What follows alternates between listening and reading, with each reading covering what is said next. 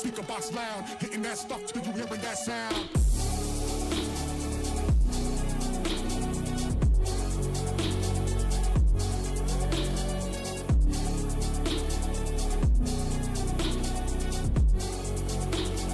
Hitting that stuff till you hearing that sound.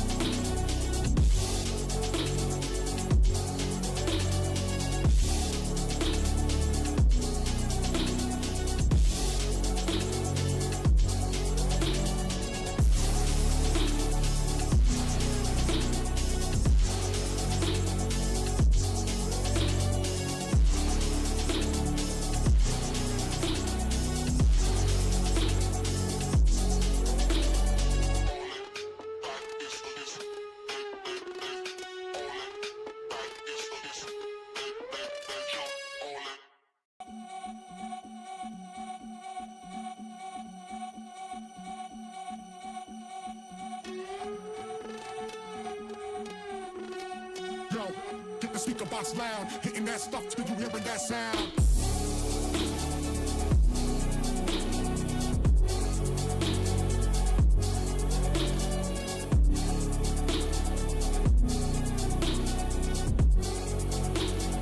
Hitting that stuff till you hearing that sound.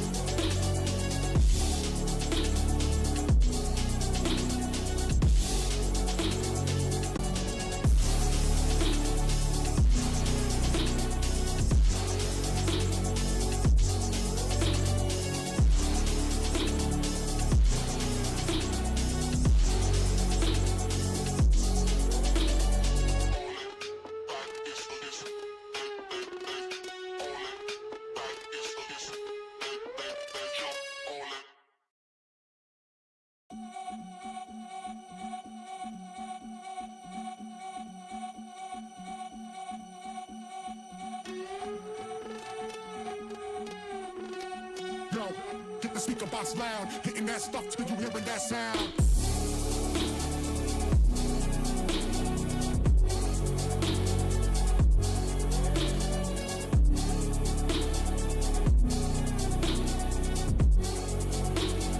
Hitting that stuff till you hearing that sound.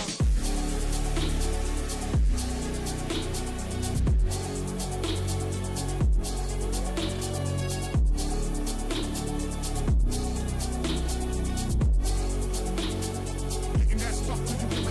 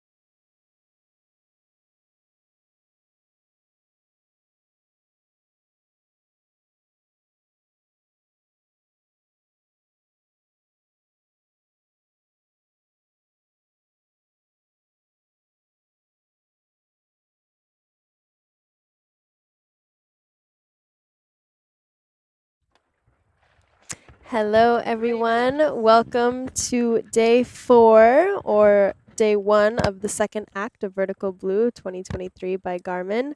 Super stoked to be here once again. How's your morning been, Harry?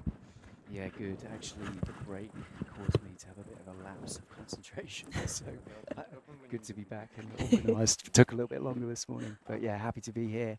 Quite the first act we had. Lots of action, lots of good and a bit of upset as well. So we'll see what Act Two's got in store.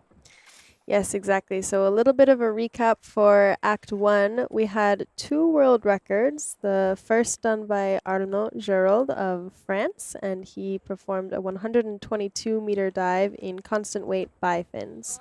That was a really flawless dive, so if you haven't seen that, kind of backtrack and give it a watch because it's incredible. And then our second world record, sorry, we had 3 in the Just first so act. many. Sorry, so many.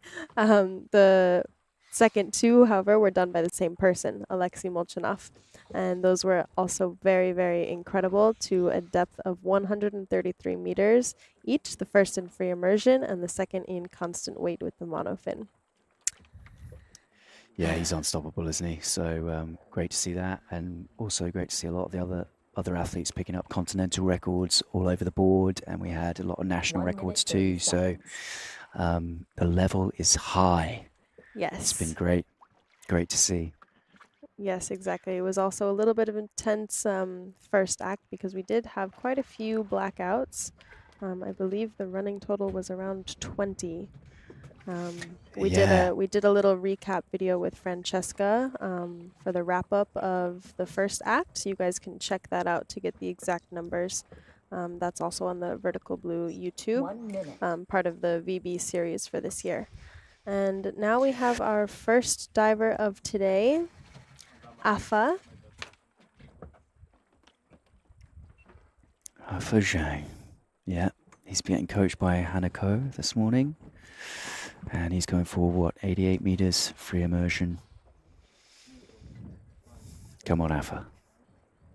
Yeah, and so in the first act, Afa did suffer from a blackout on one of his dives, and so he was told by the medics to rest for a couple days, but now he's back with us, happy and healthy.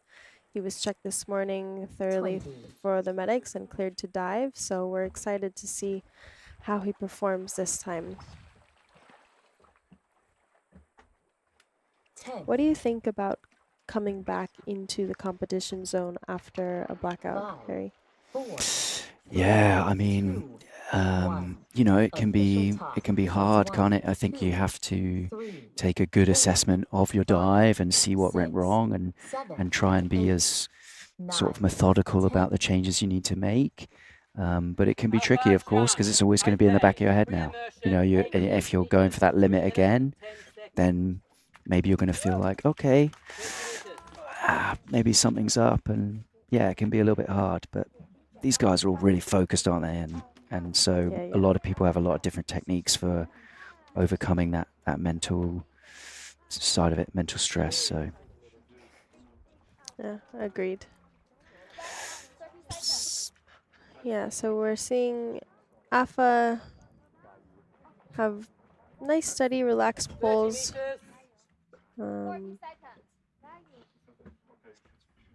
Our transmission might have had a little bit of a breakup there. Yeah, the guys are working on getting the feedback, but just bear with us if you could. That'd be great.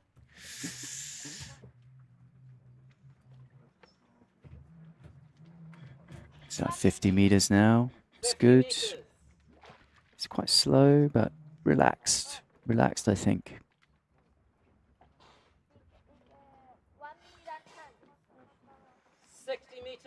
Yeah, so, I mean, the truth is that actually a lot of divers, like you say, are going to have to come back into this part of the competition because there was a lot of blackouts or surface protocol issues, So it will be interesting to see how they can all respond and who's affected by it more or less. But obviously, for me personally, if I had a blackout like that, I think I'd dial it right back. I would get an easy dive out of the way, get it under the belt, So it's like Yeah, build maybe that confidence up again. get that momentum going. Just have a white card just for the feel of it, you know, and just be like, yeah, and sort of vindicate yourself, you know, and be like, yeah, I'm a good diver. I know what I can do, and then build back up. Yes, I agree. Yeah, always best to come back strong, but within respect of your limits, and yeah, just build up that confidence again. There's no real point in pushing yourself to maybe have some other incident happen. Yeah. Okay, so now I think we're seeing Afa approaching the surface Looks like he had soon. an early turn, so we'll double check that, but I think he had a bit of an early turn.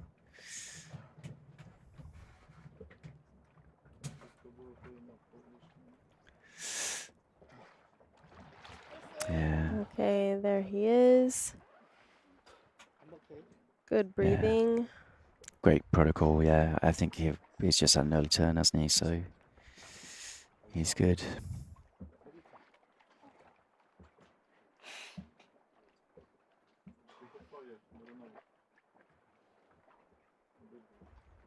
Now just waiting for those judges.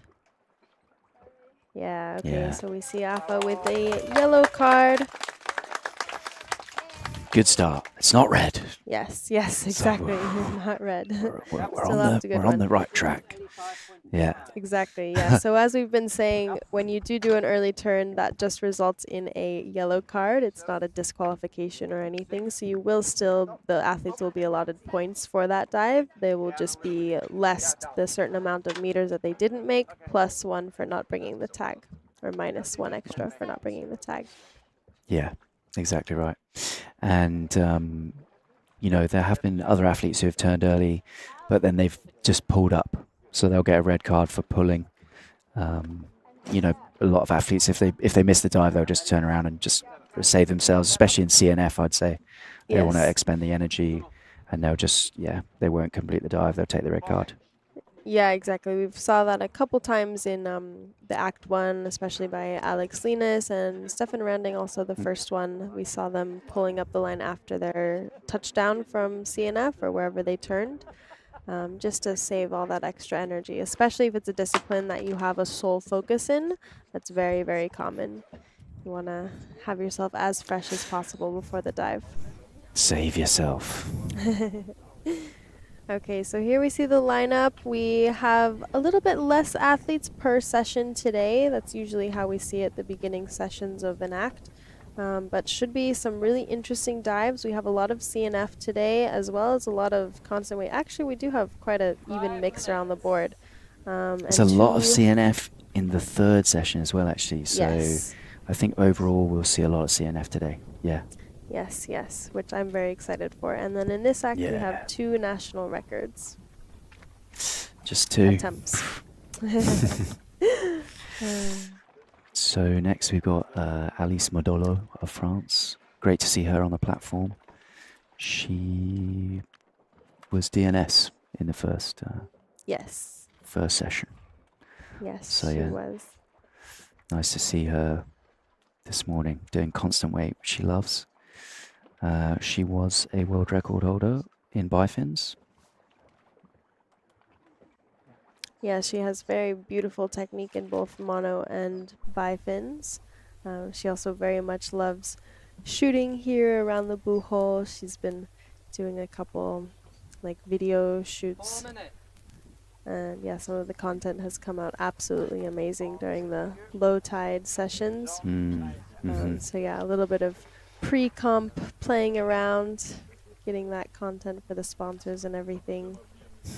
Yeah, just for the memories. Yeah, the memories Good especially. spot, isn't it? So pretty, especially at low tide. Yes. Yeah, when it's not like looking like green soup. No, it's never that bad. That's not fair. It's always pretty good here, isn't it? But yeah. Yes, yes. Even though it can get very dark and a little bit green for sure, it's still amazing conditions because you don't have any waves. There's a thermocline, but very little, and there's hardly any currents just sometimes when the tide is coming in or out, there's some very light surface current, but it is swimming like in a swimming pool. Yeah, it's unbelievable, isn't it? And I'm quite happy to see this morning that a lot of the sargassum has left the bay, at least. So, yeah. So I think they've fixed the feed now, guys. So you should have a uninterrupted view.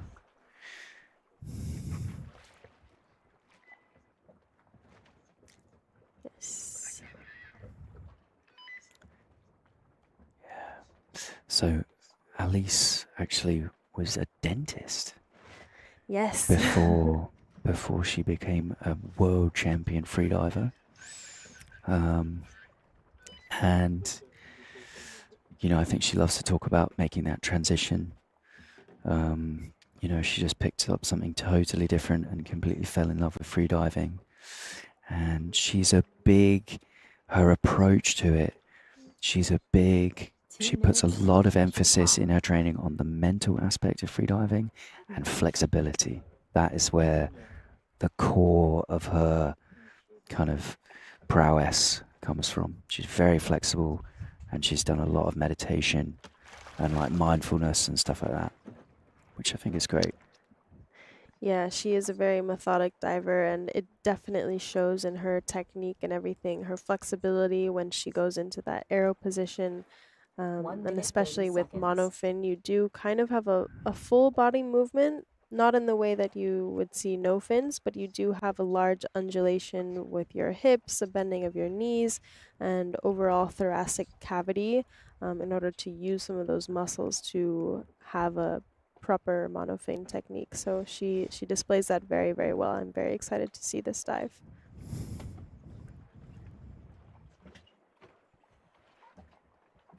One minute.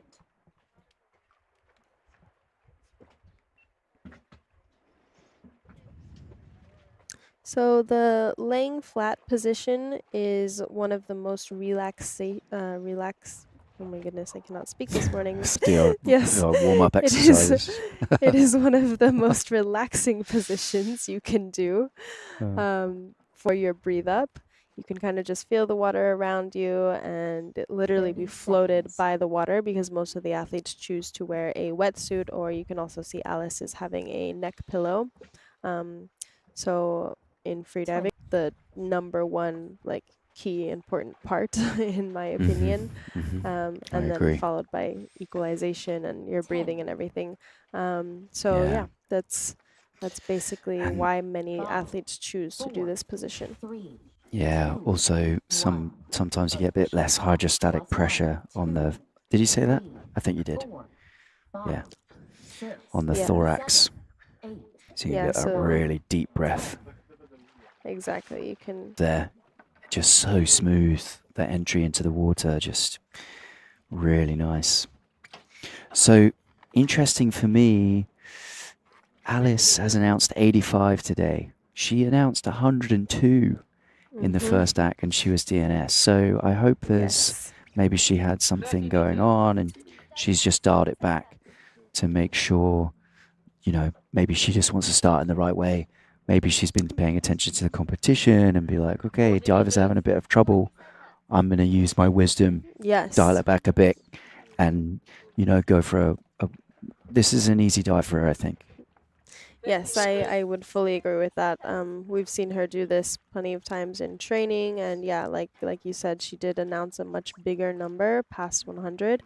But yeah, I do agree with what you said. I think that it's very useful for any athletes if they did have a DNS, or they did just have like the first session, the first day off at least. They had that moment to kind of visualize and see what's happening, and then take notes from that. So yeah, if it is very dark and you know you get heavy narcosis, then maybe it is a good decision to take a few steps back, even if you're fully capable of doing like 120 meters. If you are affected by something and you can prevent your dive from possibly going faulty, then it's better to take that decision and always have the safer route. It can be the smallest thing, can't it, when you're doing a dive? If it, you know, just a little thought, in your head. It can snowball. You know, if it will affect your relaxation at depth, and then you know it just gets out of control, and you start burning oxygen, and that's the difference between having a clean arrival on the surface and not. So, yeah, Yes. wisdom here from Alice, I think. Yes, exactly. So she is on her way back up. She's been met with the first safeties. So the Diveye team are working on the problem, guys. I expect we'll have the coverage will be fixed soon, but they're on it, and these guys they're good. Working hard always. Okay, Alice is at the surface. And somebody did have a question about her goggles. They are just another type of fluid goggles. So you put that salt water in there to make sure there's no air spaces. And There's the looks like she had a tag. good protocol. Lovely dive from her. Very relaxed surface protocol. She's a pro. And very happy at the surface. Yeah, you can see just how fresh she is. That's definitely more of a warm-up Super. dive for Alice. So yeah, super fresh. Congratulations. Really nice. Nice. Allez, allez, France. You know, I think this is the approach, isn't it? Right? This is how you do it. This is business.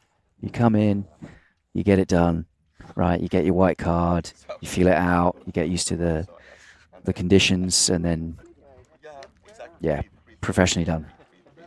Yeah. Yeah, really beautiful dive and beautiful start to her competition as well. She'll be very happy with that. So I expect we'll be seeing some greater depth from Alice coming soon. Yeah, she seemed to pull that off very, very nicely.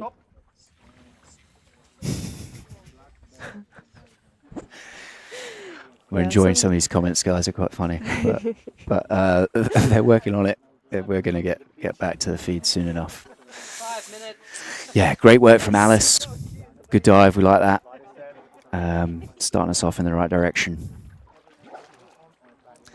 Yeah, that actually would be something interesting maybe for you guys to comment on. If you are part of the freediving community, do you have a secondary job that you are perhaps thinking of leaving or that you are very passionate about, but also incorporate freediving into? Like we talked about Alice being a dentist and then leaving that to become full-time professional freediver. Which is pretty crazy switch up in life. But yeah, we'd like to hear some from you guys as well. Like, Yeah. we have a couple of divers coming up that are in computer scientists. We have some professional chess players. We have a little bit of everything. So Yeah, it's a good mix, isn't it? Because that's the interesting thing about the freediving community is that everyone's semi-pro, aren't they? exactly. They've always got this other, you know, they're doing something else to keep it going and whatnot. So you get a really dynamic bunch of people coming together. Everyone's got some interesting skill set, something to add. And then obviously here, everyone's very good at freediving as well. Yes. Cool. I know a lot of the female competitors here. Some of them are freediving instructors, but many actually do have their own kind of like swimwear brands or are in heavy collaboration with like a sponsorship or creating wetsuits or something in the line of freediving or just water sports in general. Yeah, absolutely. Yeah, I think actually I can see Kate Siderska. Maybe she's doing some coaching for someone today. She has a swimwear brand She does, yes. that she runs. Yeah. Yeah, she's been sporting her brand like every day in the water, and it's actually very, very cute swimwear. I'll give you guys the Instagram name. Sorry, that's 3 minutes. My apologies. So,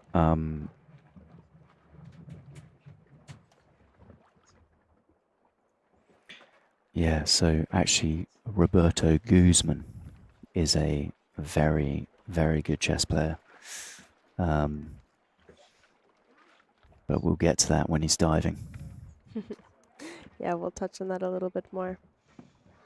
So as I was saying, the Instagram quickly for Saruska's, Katarina's brand is Sao brand, SAO brand. And you can also find that linked in her Instagram.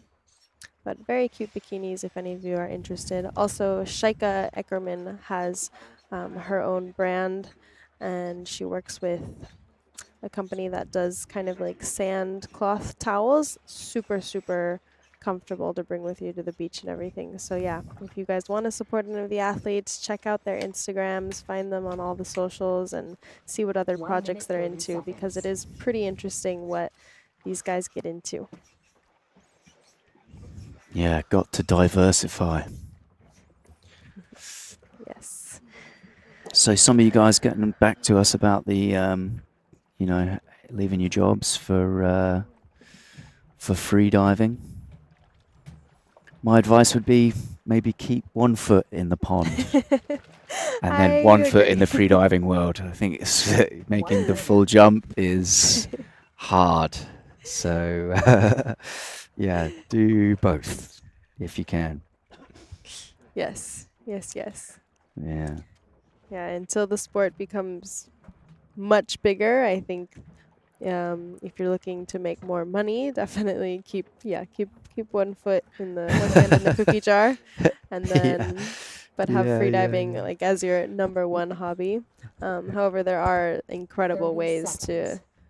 to have both a comfortable lifestyle and enjoy being in the water daily through photos, videos, underwater 20. modeling. There's an array of things you can do within your freediving Stunt career. stunt Stunt divers, you doubling, know, yeah. lots of actually there's a lot of demand for divers, free divers in the film industry at the minute Mm-hmm. because There is. there's a lot more movies coming out, like 5, stuff like Avatar 4, and things where people have to 3, work in the water. 2, 1. And it's great to be a Mission free clock diver actually, +1, as 2, well as, you know, scuba 3, obviously, but 4, free diving is 5, getting 6, more in demand at the minute. 7, 8, Yes. 9, 10. Okay, vamos Simon.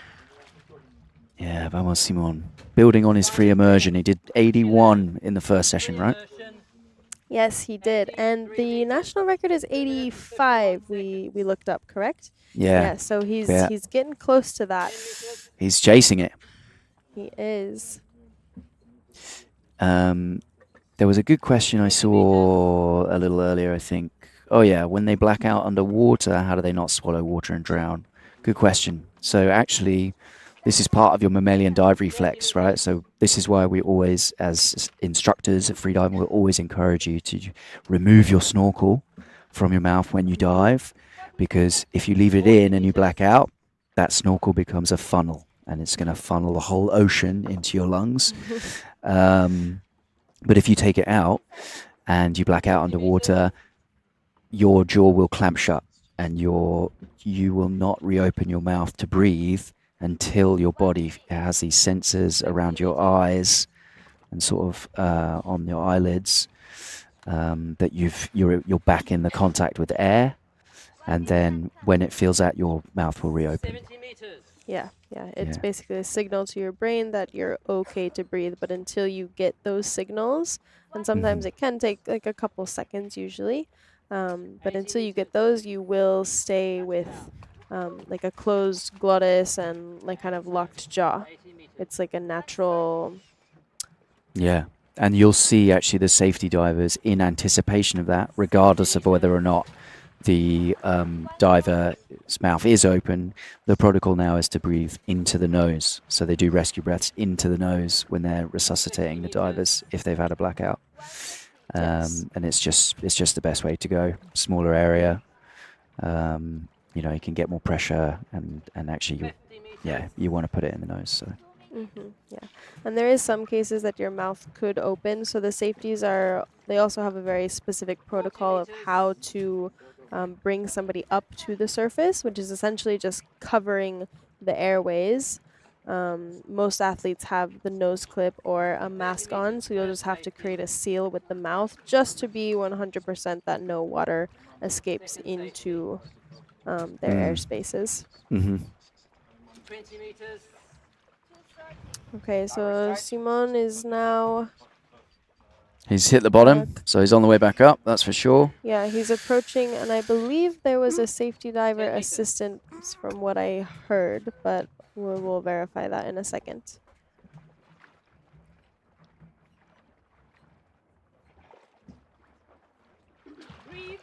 Okay, He's no. made it himself, which is good. Good. Goggles, goggles, goggles.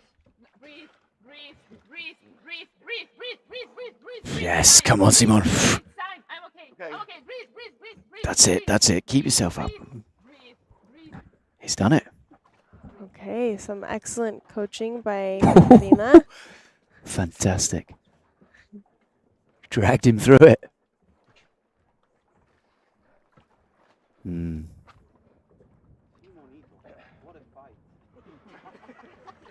They're conferring now, That- but yeah, that maybe will wasn't be quite right.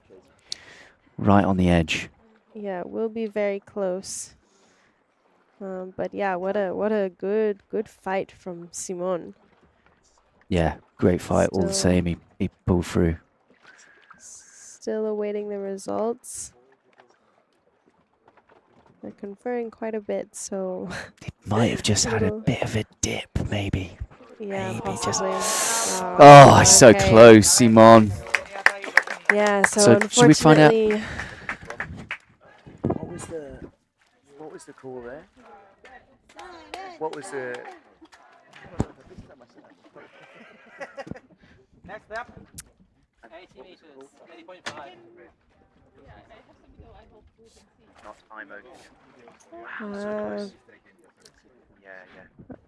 okay, so we've just gotten word from the judge that we Yeah, have on Antoine. the platform that Simon said okay instead of I am okay. Which, yeah, that is that is unfortunately that's- the fine lines of the protocol, but Yeah. it is a neurological test, so it is important for the athletes to carry out that protocol properly. Correctly, yeah, exactly. He's very close, though. I think, to be honest, he'll be happy with that. It's a big dive for him, and he was very close there. So Yes. maybe he can. I think he can take a lot of good stuff away from that because he fighted through that. He did, did. didn't He That did. was good. And, He was and hypoxic. thank you very much to Katarina. She was coaching Simon, and Yeah, she was on top of it. And you could maybe hear her in the stream that just breathe, breathe, breathe, and that is so essential. Do Mhm, your mhm. recovery breaths, guys. Yeah, get those breaths in and then do it in the right order.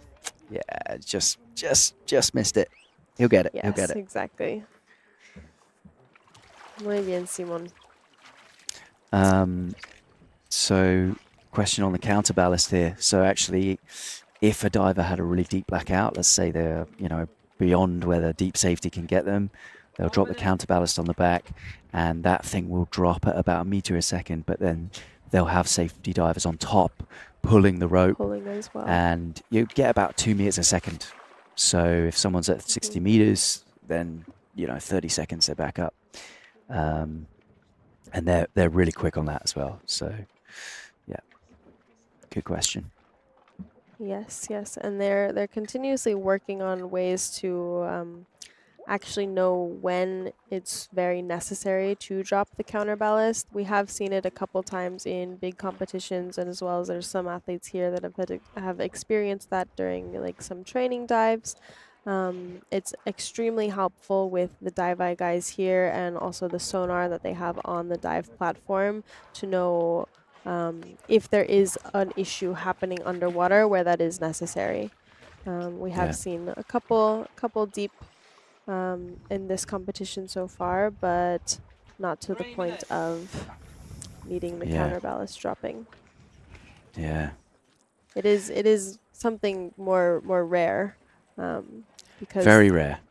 Very rare, yeah. It's to black out deeper than the deep safety is rare. Yeah. yes. Okay, so now we have Stefan Randing coming up. He will be showing us his beautiful CNF technique once again. And he will be going to break his own national record, which we saw him do in the first act. Yeah, be a solid dive for Stefan here, and that will help him maintain silver because he's in second place in the overall for the men at the minute. Yes. Is that right? Or third place? He's in third Pedro. place. Pedro. Yes. Pedro is in second place. Sorry, 10 minutes apologise. to official toss. Yes. Yeah.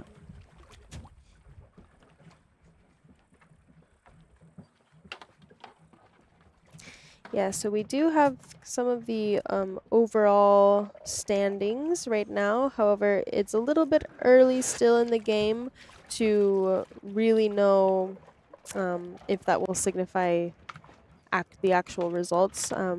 We do, however, know that we can say Alexei Molchanov is in the first place position. He's had the deepest and the 2 very successful dives in different disciplines, so that's putting him on the top rank for the men. And then Yeah, that's 2 world followed- records. That'll do it, yeah, won't it? well, Yeah. that'll do it. That'll put you in 100 points. Exactly, yes. Yes, so even at this point in the competition, it is day 4 of the comp, but we've only seen a couple of the athletes do maybe 1 or 2 disciplines. So throughout this second act, I think we will be seeing a little bit of diversity, and then that overall standings on the board will be changing quite a bit. Yeah, I expect there won't be much movement from Alexei's position, but the battle for silver and bronze will be interesting. Yes. So right now it's Pedro and Stefan, and we'll see what it's looking like at the end of the day. Stefan's looking very relaxed. I hope he gets it. 30 seconds.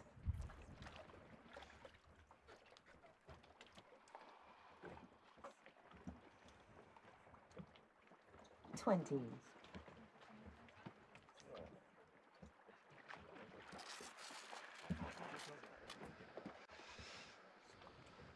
Yeah, so you know, there's a few questions about the I'm okay versus okay. You know, this is a neurological test, and when you're hypoxic, it's important that you get the protocol right, and it's also important, just generally, to be consistent. You know, if you're asking everyone to do something, then that should be the same for everyone. There shouldn't be an exception to that, and that's how the judges do it. They want to be really strict about that, because then everyone is under the same conditions, you know, and it would be unfair, for example, if Simon said okay and then he took silver or bronze position. Just consistency, you know, it's important. Yeah, having an even playing field for all the athletes. And we're back with the Diveye. Yes. Great. So we see Stefan in this. Oh, no. Was a relaxed free fall and had a quite early turn. Yeah, 40 meters, just under, for an 80-meter dive. Maybe just some EQ or not feeling good about it. Yeah, possibly, because we did see a very beautiful national record CNF dive from him as well. Yeah, he nailed it. He stuck it. So, yeah. Yes. Shame. 10 meters. Beautiful technique, though. Masterclass right here. If you want to do it, CNF, take a look at this guy. Exactly. And so this time, though, he didn't pull up on the line opposed to the first attempt that he made. So he is looking to get some points for this dive. Yeah, he's all good. He's happy. He just didn't fancy it.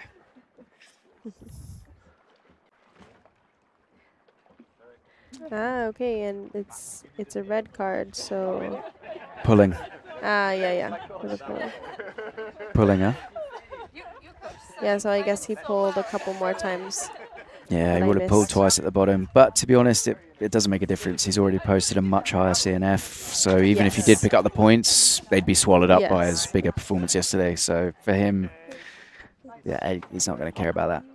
Yes, exactly. And still was all smiles on the surface, like, oh well. That's how it goes sometimes. One day you're good and one day you're not feeling it. We were talking about this earlier on the beach, actually, weren't we? With Kate, who we see on the platform now. She'll be coaching Roberto Guzman, who's up next, I believe. But we're saying that it's particularly with CNF, you really have to want it. You've got, because it's hard work, right? You get down to the bottom and you know it's hard work. With the other disciplines, yeah, it's hard work, sure, but it feels a little bit nicer. It's not as daunting, right? So when you're doing a deep CNF dive in particular, you really have to want it. You know, you've got to want to get down there to turn. So if you're not feeling it, just turn around. Very, very true. Yeah, Yeah. CNF is the most kind of action-packed dive for your personal, because you are Yeah. moving your arms, your legs, everything. So It's yeah, hard. yeah, Yeah. it is a So, very enjoyable discipline because it is such an incredible freeing feeling being able to swim like that in the water, and also being able to swim efficiently like that in the yeah. water. Yeah. Yeah, you're very unencumbered when you're free diving Yes, like that, but you got to work for it. Yeah. you do. You Yeah. do. It's definitely no easy feat. Yes. So Cool. Yeah, go on. we now have Roberto in the platform, and this is who we were talking about, is our chess professional. We can. He's a very good chess player. Very good. I hear also another good chess player at this tournament is the organizer and host, Mr. Trubridge. And I hear that these two have had a few face-offs on the chessboard. And I also hear that it's Roberto who tends to walk away victorious. So I'm sure Yes. those guys will want to have a few more matches. Yes, that would be pretty exciting to see. Yeah, and it does actually kind of align very well with freediving, because chess is also very methodical and something you can study to the last move, and you can kind of like see your opponent's moves and play your strategy correctly. And so in freediving too, you're kind of playing a chess game with yourself in a way. You have to play your strategies on equalization, your techniques, and then as well when you come into the competition atmosphere, kind of look at those around you who you're compatible with as far as points and everything. And then also the mental game. That's a totally separate chess game in a way. Yeah, that's a whole other thing. You know, the chessboard of pieces of all the players making their different announcements so they can get on the podium. And Roberto has a school in your neck of the woods, in Playa del Carmen, correct? Yes, he's in the Yucatan Peninsula as well. So most of his training is done in the cenotes freshwater as well. And the name of his school, GM Freediving, which is a nod to his chess love, right? Because GM Yes, is Grandmaster. Grandmasters, yes. Yeah. So, yeah, if you're ever in the area looking for excellent coaching, Roberto Guzman is available. Yes, especially for CNF kind of training techniques. He has a lot of really brilliant tips that he's helped a lot of freedivers.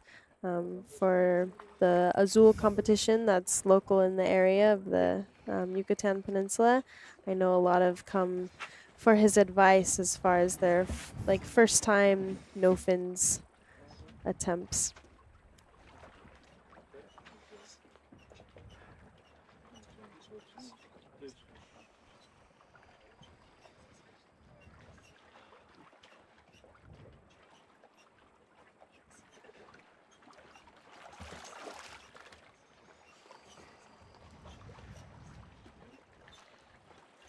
Three minutes.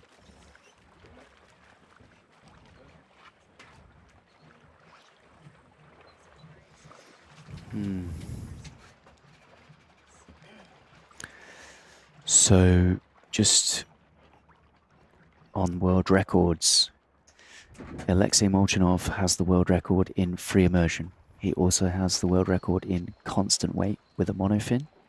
Arnaud Gerald, as of 3 days ago, has the world record in constant weight bifins of 122 meters, which beats Alexei's previous record of 121 by 1 meter. And then no fins is 102, held by William Trubridge. Long-standing record. Yes. And one that will be challenged. Yes, this competition, I do believe Maybe. we will see that record attempt to be broken. Let's see. Okay, so we had another question. At what depth does the free fall begin, and is it the same depth for everyone? That's a very good question. It does differ between everyone. Also differs a lot between the type of water that you're in, salt versus fresh, and how salty it actually is. But 1 minute, 30 generally, seconds. here at this competition, we see the free falls starting around 30 meters. There could be a couple other pulls or kicking cycles past that just to maintain your speed. Because, yeah, as an athlete, you want to kind of generally stay around the 1 meter per second. And that's good speed to keep up with your equalizing. If you go too quickly, you can sometimes skip equalizations, which will end up in maybe an early turn 1 because minute. you'll have so much added pressure already built up. But yeah, so generally free fall around 30, Yeah. 30 meters for these depths. I know in Yeah, the totally. freshwater, in the cenotes, like, I don't know, my free fall starts at about at 8 meters, and that's without any weights. Yeah, Wow, really? Wow, that's yeah, basically, super good. That's nice. yeah. No, with 30 a suit on, seconds. or no? With a like a 1 mil suit. Well, yeah, Yeah. thin suit. Yeah. Yeah. So you know your free fall is going to start when you're 20. negatively buoyant, right? And there's a bunch of factors of that. It's like lung size. If you've got a thick suit on, you're going to be more buoyant. And then that's why these divers, they wear weights, right? To counteract that buoyancy of the suit and of their own body and lungs. 5, And at 30 meters, 3, your lungs are 1/4 of the 1. size. Official So time. you're Jump getting 1, squeezed 2, a lot more. The 3, suit will be getting 4, compressed. And 5, 6, pro 7, divers who are diving really 9, deep will 10. tend to wear a little bit less weight, so they'll free fall later, right? Because they've got to do a lot of work to get back up. Yes. But that fresh water, 20. it's good. It's like skydiving. Exactly. Roberto, good man. Next Yes. Okay, and here we go. Vamos, Vamos, Roberto. 3 minutes and 5 seconds. National record attempt. Great technique. 10 meters. Super good. Sí. Su forma está muy impresionante, muy relajada. 20 meters. Yeah, he's got a really good technique. Beautiful free fall position as well. You see how just that slight bend in the knee there, so that the feet can be parallel while they're pointed with the body. And a little leg kick to keep the speed up. Yes. Yeah, you can see his leg kick is 40 really meters. nice form. He does that proper circular motion.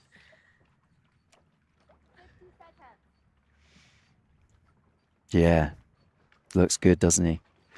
Yeah, And you see beautiful free fall. his free fall kind of started around 30 meters, just like we were saying, but then he give the extra kick just to get the speed back up. So maybe he's in absolute free fall, let's say, or a quick free fall, 35, 40 meters, something like that. Yes, He's looking yes. good. 60 meters. Come on, Roberto, you've got it. Just Yeah, want you got it. this.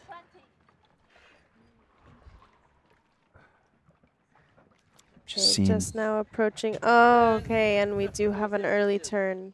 7 meters shy. So close. So close. He's going to pick up some points here, though. He's decided to go up CNF, so I think maybe he's thinking, all right, I was close. I'll pick something up here. Probably looking for a yellow card. 50 meters. Ah, so close, Roberto. He had it. He had it. Yes, super close. Look at his technique. It's great. Super strong diver. 40 meters. Yeah, but you can see the difference quite well of when you are so negatively buoyant that your pulls and your kicks, they bring you somewhere, but they don't bring you that far in reality. So you have to do a lot more cycles on the way up in that negative buoyancy zone. Whereas on Yeah, the that's bottom, you right. can kind of like flow through it, relax a little bit until you hit the free fall. But yeah, the way up in this discipline is definitely a muscle user, oxygen consumption. See his hands like knives going through the water. You're saying about some of the other divers the other day. Just really nice cutting through. Good reach. Yeah, he's going to float up nicely now. Yeah, he's in Yeah. control. Breathe. A little bit of blue lips, cyanosis, but he's good. A little bit.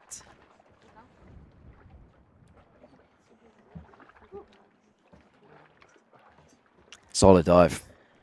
Yes, very, very. Yeah, still the 70 meters. That's no no easy feat and no fins, guys. Also, this was a national record attempt, so a little bit of extra nerves, a little bit more pressure. So it's better Bit to of have extra. a clean, safe dive rather than push yourself. Yeah, good yellow card, mate. Good yellow card. That's good techers from him. Sí, sí. Felicidades, Roberto. Awesome. So Roberto was the second to last freediver for this first morning session. We'll have one more diver for you guys, and then we'll be taking a 30-minute break and getting ready for the second session, which will be very intense as well. Some really nice deep dives coming your way. 68, Michal. Here's that nice replay. Look at that free fall, Yeah. super smooth. You can see his toes too, also a little bit spread out, kind of directing his rudders, and then just at that 70 meters, decided to make that early turn. Yeah. I've really fancied him for it, to be honest. He's super strong, so I wanted it, but he's just debriefing with the medics now. But he's all good, mate. He's fine. His partner Kate's with him. Yes. Mm. Yeah, Katie's also a competitor, and she spends her time from New York as a lawyer and her time in Mexico as a freediver. So she has definitely kind of best of both worlds. I bet you 100% freediving is more enjoyable. However, Really? Really? You reckon? Yeah, No, she's a criminal lawyer too, so her job Oh, can that's get interesting, very, actually. very intense. Yes, a lot of reading. Yes. Couldn't do it myself. Yes, but she's super happy to be here. This is her first year coming to Long Island, so she's very happy to be here supporting Roberto and watching these dives. Yeah. Oh, see, Ooh, talking of other jobs, Tori Yeah. is actually a juggler as Ooh. well. That's just moonlighting as a 4 minutes. freediver, really. Oh, wow, look at those moves. Very impressive, Tori. The showman. Look at that. There, he's got his headband on too. That was good skills, man. He got the reverse in. Oh, yeah. Yes. Wow, your Hell laugh yeah. was perfect with his gesture. That was perfectly timed. Yeah. You did his voiceover for him. Dubbing it for him. Exactly. Yeah, so we'll see Tori in the second session. So it looks like he has some really good energy coming into his diving day. He had a DNS the first day, but then he came back and showed us some pretty strong dives. He actually showed us his debut CNF dive on day 3. That's right. And yeah, he did pretty good. There's definitely some technique that he could work on building up, but he did the dive, got the white card, and was happy about it. So 3 minutes. In his own words, I'm going to do 70 meters CNF with bad technique. yes. And then I will look to improve my technique. So yes. that's from his own mouth, folks. Yes. I'm not here talking bad. Yes, that's fine by me. I think that's how a lot of people kind of do it too. There's kind of a hit and miss always with CNF. Some people really love it and some people really hate it, but they want to get better at it. Yeah, it's beautiful, but it's hard, man. That's why. It is, yeah. Take some practice for sure. Okay, so our last diver of this session will be Wen Wang. And this diver is diving under the One Ocean flag as well today. Very nice. CNF 71. Punchy dive. It's good. Yes. Yeah, so another intense CNF. Yeah, so also, guys, just want to let you know about quick update on Jon Fane's Just Giving page. They're nearly across the line, actually. We've had a lot of support. So if that was some of you watching, thank you so much. Yes, thank you. Yeah, it's going to make all the difference for his recovery. We wish him the best. But the link is now in the description underneath this page. You will see it below the text as a GoFundMe link. So please, if you can give. If you can share. Anything that you do will help get him the best care that he can. And he's got a long road ahead, but I think he's feeling so good. He's had a lot of support, so it's really amazing to see. Yes. Thank you guys so much for your support and even just for your thoughts. It helps a lot.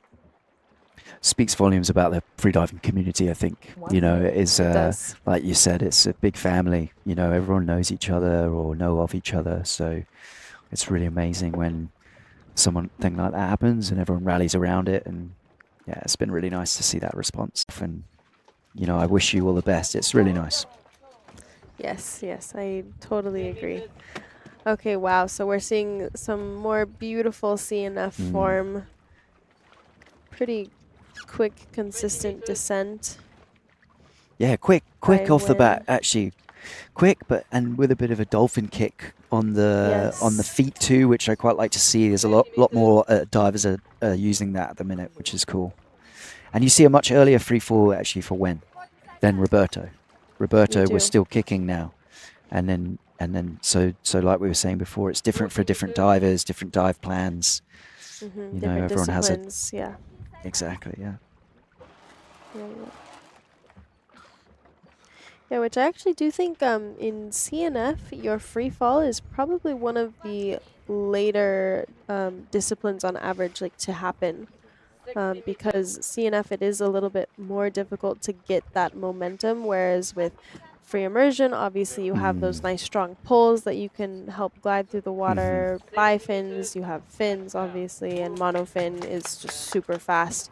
But Yeah, so CNF, you powerful. have quite a big difference in how much velocity you can actually gain, especially during those first 20 meters where you're most buoyant. So yeah, to see an earlier free fall is also a little bit uncommon. Yeah. Harder to get the speed up. Exactly, yes. Yeah, looking like Well, he looked good. Got the tag, didn't he? So that's nice. Yes. And he's actually doing arm pulls a little bit more forward facing in front of his body. He's looking up. I hope he's getting lactic. I hope he's all right. He might go for some pulls here, but I'm not. Yeah, he's still going. He's good. Yeah, still going strong. Just doing a little check. Come on, Wen. Second safety. That's it. Just can going to be see- feeling that buoyancy. The fish following now as well. See that? Yeah. Here he is. You can see some of those contractions coming. Yeah, see just a little break in the technique, did a little deeper down. I think he was maybe struggling. But he's firmed it, to be honest. He just kept going. Is, So, yeah, he's going. you know, I'll He's shut up. pushing through. Just now approaching the surface. Come on, Win, you got this. Yeah, stick it. That's it. Stay up, stay up, stay up. Up. Okay, sign. Breathe. Pushy. Great coaching. Great coaching from Great Anthony here. coaching. Keep breathing. Great coaching. Yeah, very strong. Yeah, so as you've probably noticed, it is so nice to have a coach in the water with you. And a good coach, like I've said earlier, knows when the athlete needs coaching and when to step back and just let the athlete perform. But White card. Love that. That was awesome. Amazing. Yeah, exactly. So just as I was saying, Right. having proper coaching and having somebody that can literally yell at you Yeah. is so helpful sometimes. Like, I mean, Yeah. from the outside perspective, you might be like, why is this person yelling at me so Yeah. hard? But when you're in the moment and you're a little bit hypoxic and you have water running down your face and in your ears, it can be hard to hear sometimes, and you have like a little bit of Totally. tunnel vision. No, and you're almost, you're so- hypoxic, right? It's hard. This Exactly. is why we do this stuff. But that was awesome coaching from Anthony there. He's absolutely Yeah. nailed that, and he's been working with these guys like full on for a long time. So he'll be stoked with that result. Yes, And thank you, Anthony. That was amazing. yeah, that was great. That was really great to see. But yeah, it makes all the difference, right? You've got a good coach next to you. They're going to get you through it. Yeah, and as we were seeing, he started showing signs and symptoms a little bit of like hypoxia slowing down a little bit, form getting a little bit more messy. You could kind of see those contractions coming in the form. They almost looked like hiccups underwater. But yeah, then coaching at the surface, wow, pulled him through Thanks, to that's that it. white card. That's it. Amazing. That is a perfect example of great coaching right there. Yes. Well done, Anthony. Well Yes, done, Wen. yes. Well deserved. Well earned. Yes, congratulations. Beautiful, beautiful dives. Well, so far, session 1 for day 4 has been pretty strong, pretty good. We've seen some incredible dives, some white cards, yellow cards, a couple red. But yeah, so the second session will be really, really interesting. So stay tuned. We have Alexei Molchanov also coming up, Arnaud Gerold doing a different discipline. Tori Tori. George. Yes. Lots so of good divers to come. So yeah, come check us out. Yes. Looking a still a little colourful, isn't it? But nice. Yeah. We've got 2 white cards. The yellows just for some early turns. So Simon so close. So close. So close. And, maybe he can work on the coaching as well, like we saw with Wen, right? So, yeah. Yes, exactly. Okay, and here's our preview of session 2. 2 Frenchmen to start us off, and then followed by Tori from the US, Padi, China, Alexei, doing a beastie CNF dive, 95. Huge no fins. Huge no fins. 95 Yes, meters. yes. Unbelievable. But And not then- even his personal best, so excited for Exactly. Yes. And then Misuzu and Shaika to close us off for session 2. So stay With a tuned, you national record. guys. Yeah, we'll be taking a little bit of a break. Grab your popcorn, whatever you need, and then we'll be back. We'll be back with you guys soon.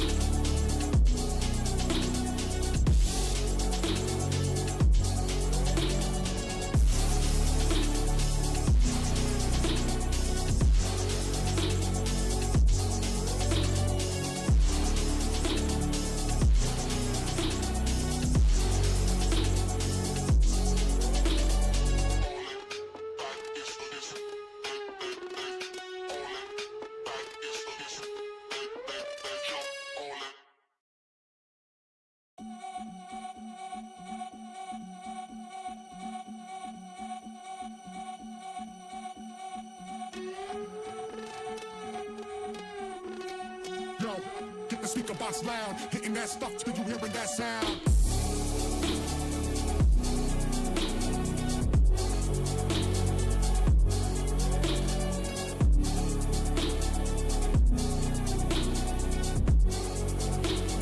Hitting that stuff till you hearing that sound.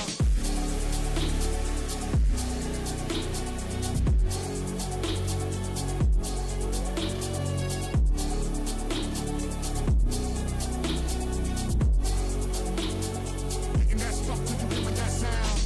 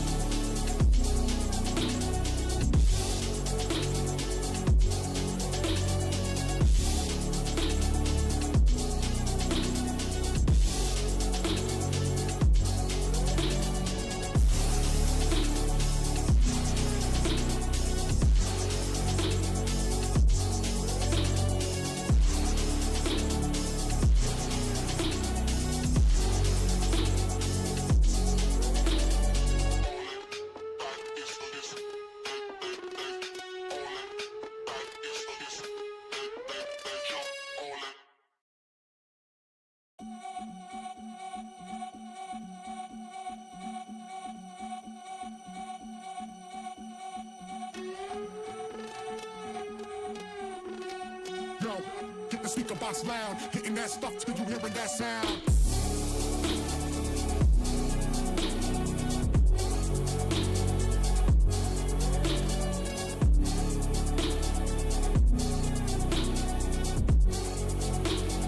Hitting that stuff till you hearing that sound.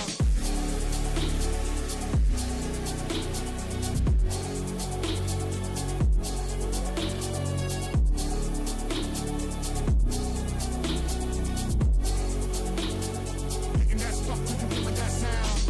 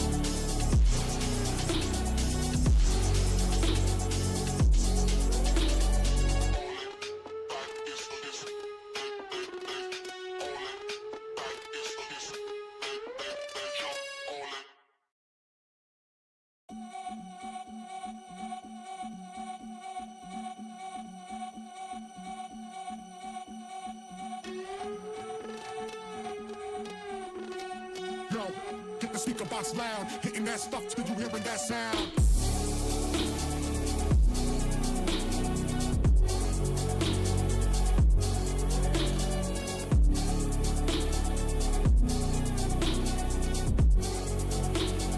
Hitting that stuff till you hearing that sound.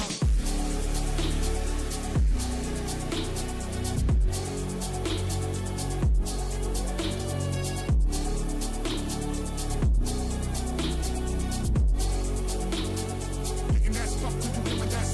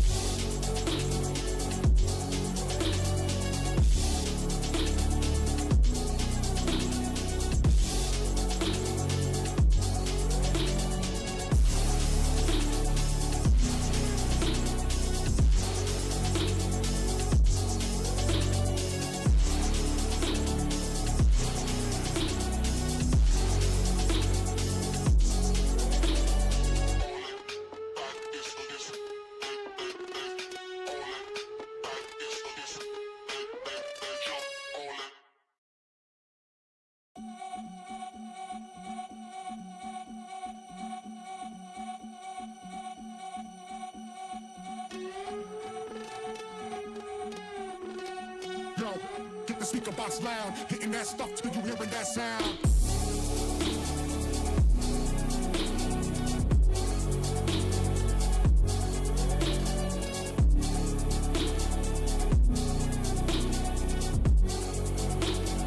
Hitting that stuff till you hearing that sound.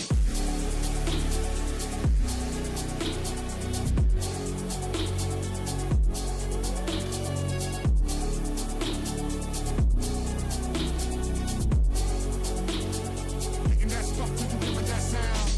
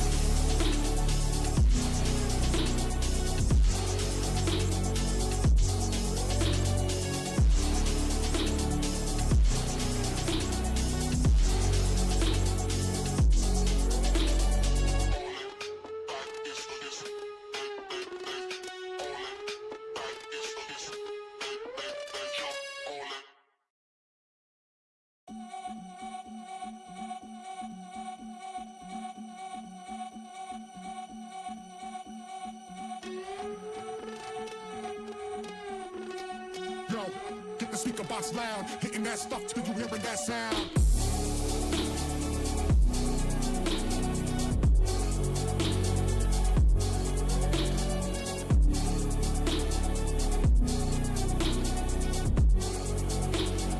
Hitting that stuff till you hearing that sound.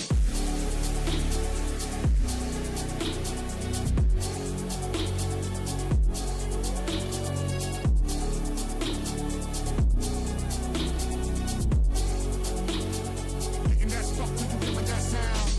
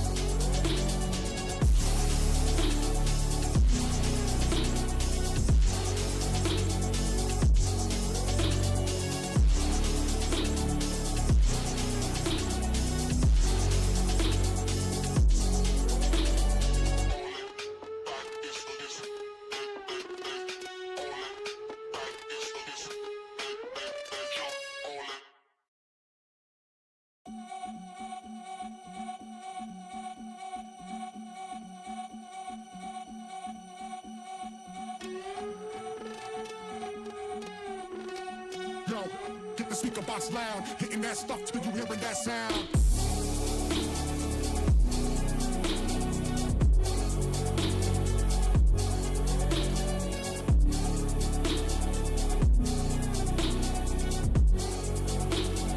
Hitting that stuff till you hearing that sound.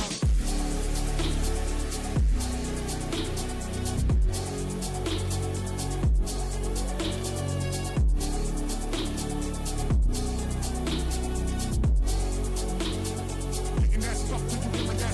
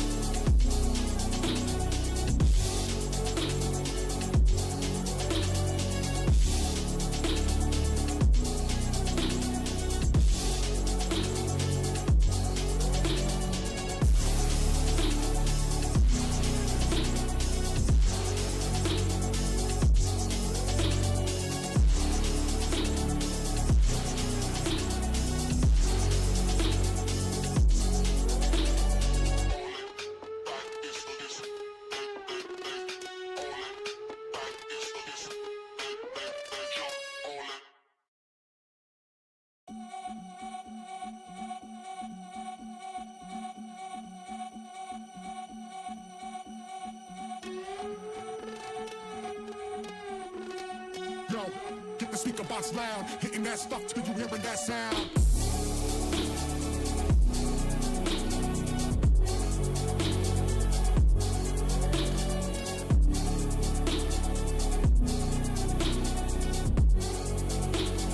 Hitting that stuff till you hearing that sound.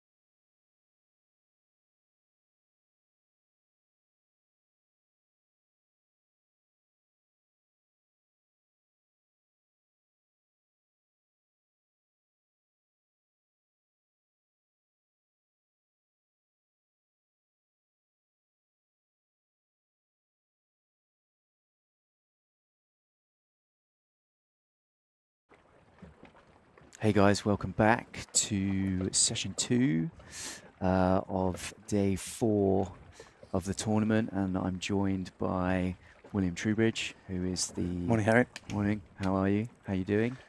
Good. Good. How you doing? Yeah, good. Are you enjoying the spectating this year? I'm trying to see the positive side and have fun on the sidelines. Yeah, it is. It's nice to not have the pressure to compete, I guess. To watch all the dives. Yeah, but competing and organising is always quite hard anyway, so maybe it's nice to have a little break from that. Yeah, definitely. This year has been maybe even more stressful than competing and organising, but Sure. yeah, no, it is. It's good to have a break every now and again. Nice. So yeah, so we've got a good second session coming up. Arnaud's just getting warmed up now, and yeah, a few the deeper dives and some good CNF performances. I think we'll see. 1 minute 30 seconds. Did you watch the first session? I saw a few of the dives. Yeah. So kind of a mixed bag of white, red, and yellow. Yeah. But often we see that on the first day back after the break on the second session. Day 4, I always remind the safety team to be a little extra vigilant. People start to push, but they also maybe get a little complacent. And that sometimes even applies to the team as well. Like the team needs to remember that people are stepping up with deeper dives. And although they've kind of gotten into the event and warmed up, we need to maintain that 100% kind of vigilance at all times. They're getting a bit closer to their edge, you know, probably creeping up in depth or down in depth. In the case of Arnaud here, he is going for a depth with the monofin that's inferior to the depth he did, the world record depth he did with bifins. And typically, a monofin, you've got more 30 propulsive area. seconds. You can move quicker, so you should be able to go deeper. So it feels to me like this is kind of a test dive or a warm-up dive for him in constant weight. And maybe he's going to see how this, maybe try and tackle a deeper depth later on in the comp. 10, Yeah, because he's been very focused on his bifin stuff actually, 5, but he's doing a bit more of the constant weight with the monofin nowadays. official top plus 1, 2, 3, 4, 5, 6, 7, 8, 9. Gentle roll, down he goes. Mourad, France, constant weight 120 meters. 3 minutes and 12 seconds. Always find it interesting with Arnaud specifically. He always keeps his arms by the side, 10 meters. which is a much more relaxed approach. Holding that arrow can be a little bit harder, right? If you've not trained it over and over again, you don't have that flexibility. Then It's a payoff, even though he may have the flexibility. yeah, The hydrodynamic, like the importance of hydrodynamics is in proportion to the speed. The faster you go, the more significant any improvement in hydrodynamics is. And so at a slower speed on the way down, it's not as critical to have your arms up.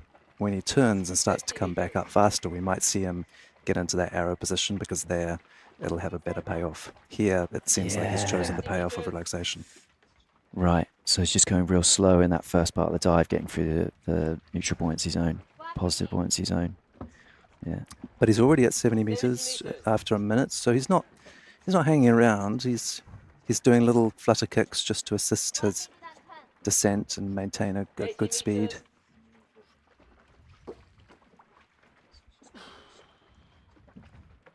Meters. Yeah, he's not shy, still kicking.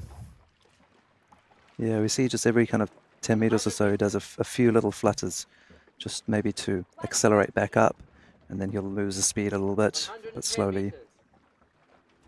Interesting tactic. It's meant that he's at the plate now after just a minute 40, which is a pretty quick descent to this depth. I think by contrast, for instance, Alex, he was over 2 minutes to get to that depth. 110 meters. Wow, really that different, huh? Yeah. So Yeah, now it's he's quite in quick. that arrow position, moving more quickly. He's got a good technique, kicking from the core. Yeah, a little bit of a knee bend, but still getting that power from the core, like you say. A nice streamlined position. Look at his hands, are one on top of the other, elbows close to the head to lock in there 80 meters, as tight as possible. 70 meters. This is what you would do with a constant weight dive, Will? You'd have your hands in arrow. On the way up, absolutely, yeah.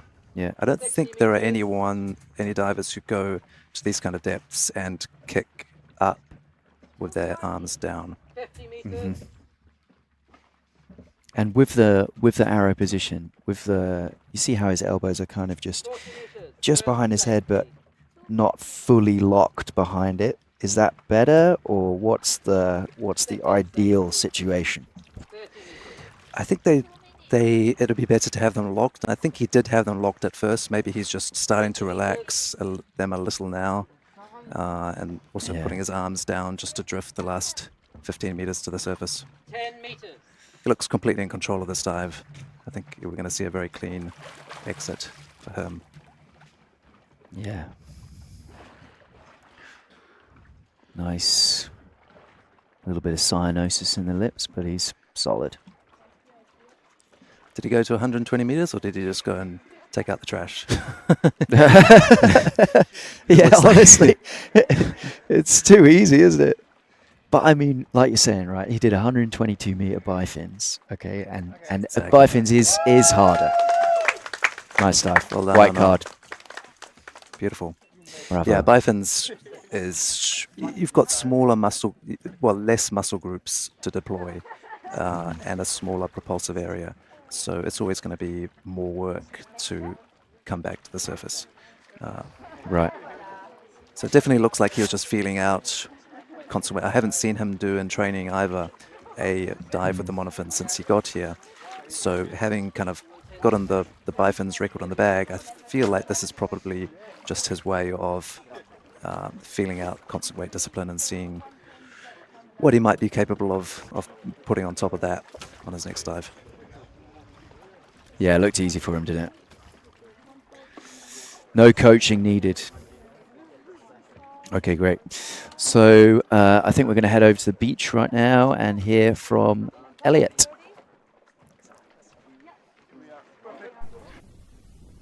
Hello, everybody. Welcome to the beach.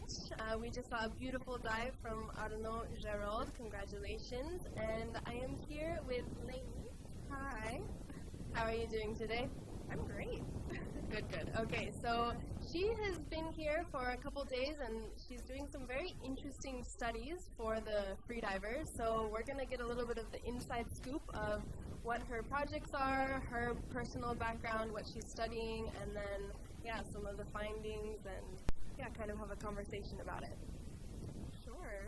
Yeah, hi, I'm Lainey. I'm here from the University of California at San Diego. It's great to be here in paradise, hanging out with the best freedivers in the world. We're here conducting research, looking at mostly the lungs of freedivers and trying to see if we can predict and or grade freediving squeeze. So we have a couple research tools that we've got to look at people's oxygenation saturation, the amount of exhaled nitric oxide that they're having, and then also looking with ultrasound for B lines in their lungs, and hopefully taking some tests before and afterwards, along with asking divers how they're feeling to sort of see if we can come up with a way to diagnose squeeze here on a beach in a remote environment. Very cool. And tell us a little bit about your personal background. Like, where are you in your career path right now, or are you studying still? Tell us about that. Sure. I'm a trained emergency physician in the United States. I work at the University of California, San Diego, and this is kind of my side love. I've done subspecialty training in wilderness medicine and now also in ultrasound medicine. So this is kind of combining my interest with my passion and hopefully helping out the freediving community as well. Hey, wow, so super interesting. And is this competition kind of the first freediving atmosphere that you guys have done these studies on, or have you been working through this progressively for the last couple months or years? So this is definitely the first organized competition that we've done research at. We've kind of done some studies from the lab at UC San Diego, inviting freedivers to come more so like spearfishers and true like competitive level freedivers. So it's definitely really interesting for us to get some measurements on the elite athletes here. Okay, very cool. And then after these studies here are conducted, will they be published publicly? Will there be articles written that people can find? And where would people be able to find those if they do have further interest? Great question. Yes, definitely the goal is to take whatever we find here and put it out for the public to know. Not specified any specific place to publish, but hopefully in a big either diving, there's a hyperbaric journal, there's also wilderness medicine journals, and I think this kind of fits into all of them. So yeah, definitely will be for the public to read, hopefully as soon as we can draw some conclusions. Okay, awesome. Well, that was very interesting, and you guys have been doing some amazing work with the ultrasounds and lung scanning and everything here, making sure the athletes are safe. So thank you once again, and hopefully you're enjoying the competition. And yeah, definitely ready to read those results and find out what happened. So thank you very much. Absolutely. Thank you. Bye, guys. Nice. Great commentary there. Good to hear that there's a bit of research going into sort of lung health, and there's not much of that out there at the minute, so it's cool that there's her and Bizu are here doing some testing. 1 minute. Yeah, we always encourage research because there's a lot more that we don't know about this sport than what we do know. So we're still kind of in the middle of that learning curve, really finding out about the physiology, what's happening inside the body, how it's influenced by training, by depth. And so, yeah, it's here we have kind of like a test tube environment to conduct that research. So next diver, Eddie Lafine, is new to me. It's his first vertical blue, and so I haven't seen him compete or dive before. 20. He's going good. He had a nice clean 105. It looked real easy for him in the first act, and I think he will be pushing his limit a bit now. I don't know that he's done this in training, so okay, we'll see. 2, 1. Official time. But he's French, so you know, feel like sometimes it's almost an advantage. 6, 7, It's in their genes. They tend to be, 10. maybe if anything, a slightly more conservative, not as kind of pedal to the metal as some of the other divers. He's also one of the few who uses these speed suits that leave the arms and shoulders free. They're very, very thin. I don't think it's got any neoprene in it, so no buoyancy, but it's just designed to give compression to the limbs so that it keeps them in a uniform shape and improves your form hydrodynamics as well as the surface hydrodynamics. Yeah, these things are banned in swimming in the Olympics now, right? Yeah, exactly. Need to get one. And how's that for the temperature, do you think? For here, it should be fine. So the water here in the Bahamas is so warm that I don't think he's going to have any issues. You can see he's got his hand on his mouth to kind of extend his mouthful. So what he's doing there is he's filled his cheeks and he's used his hand to make sure the air doesn't escape, because there's so much pressure in those cheeks for the air wanting to come back out.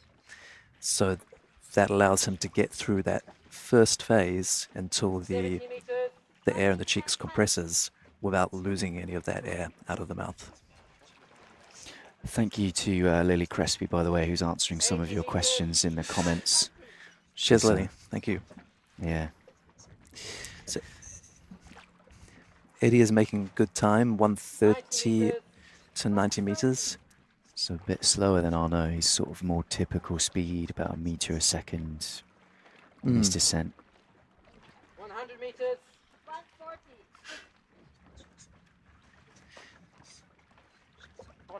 Touchdown. Yeah. It's collected Nice the tag turn. very smoothly. And he's kicking at first with his hands down. We'll see if he keeps that approach for the whole ascent. But it might just be that he's protecting his lungs and then he's going to switch to having an arms up. Yeah, we had an interesting talk actually with Bizu, which 80 meters. who's doing some work with the lady who was just interviewed at the beach, and he was telling us about, you know, instances of squeezing quite a lot. It happens when you're reaching for the bottom plate. If you haven't got that flexibility, that's a classic place for it to be affected at depth when you're under a lot of compression. Any exertion at depth, yeah, stretching or exerting yourself overly can influence it for sure. So he's up in a streamlined position now, kicking pretty quickly. Yeah, he's fast, no? I think so. It's going to be a pretty quick dive for this depth. Second safety. Yeah, he's got a nice position there. It's 20 like meters. locked between the top and bottom. Oh, nose clips off. Looking a little hypoxic, maybe. A little bit indecisive about when to bring his hands down. Maybe his arms. Okay. It looks like he's struggling at this point, and the safeties are going to grab him. Yeah. Yeah, that air escaping there is a classic giveaway.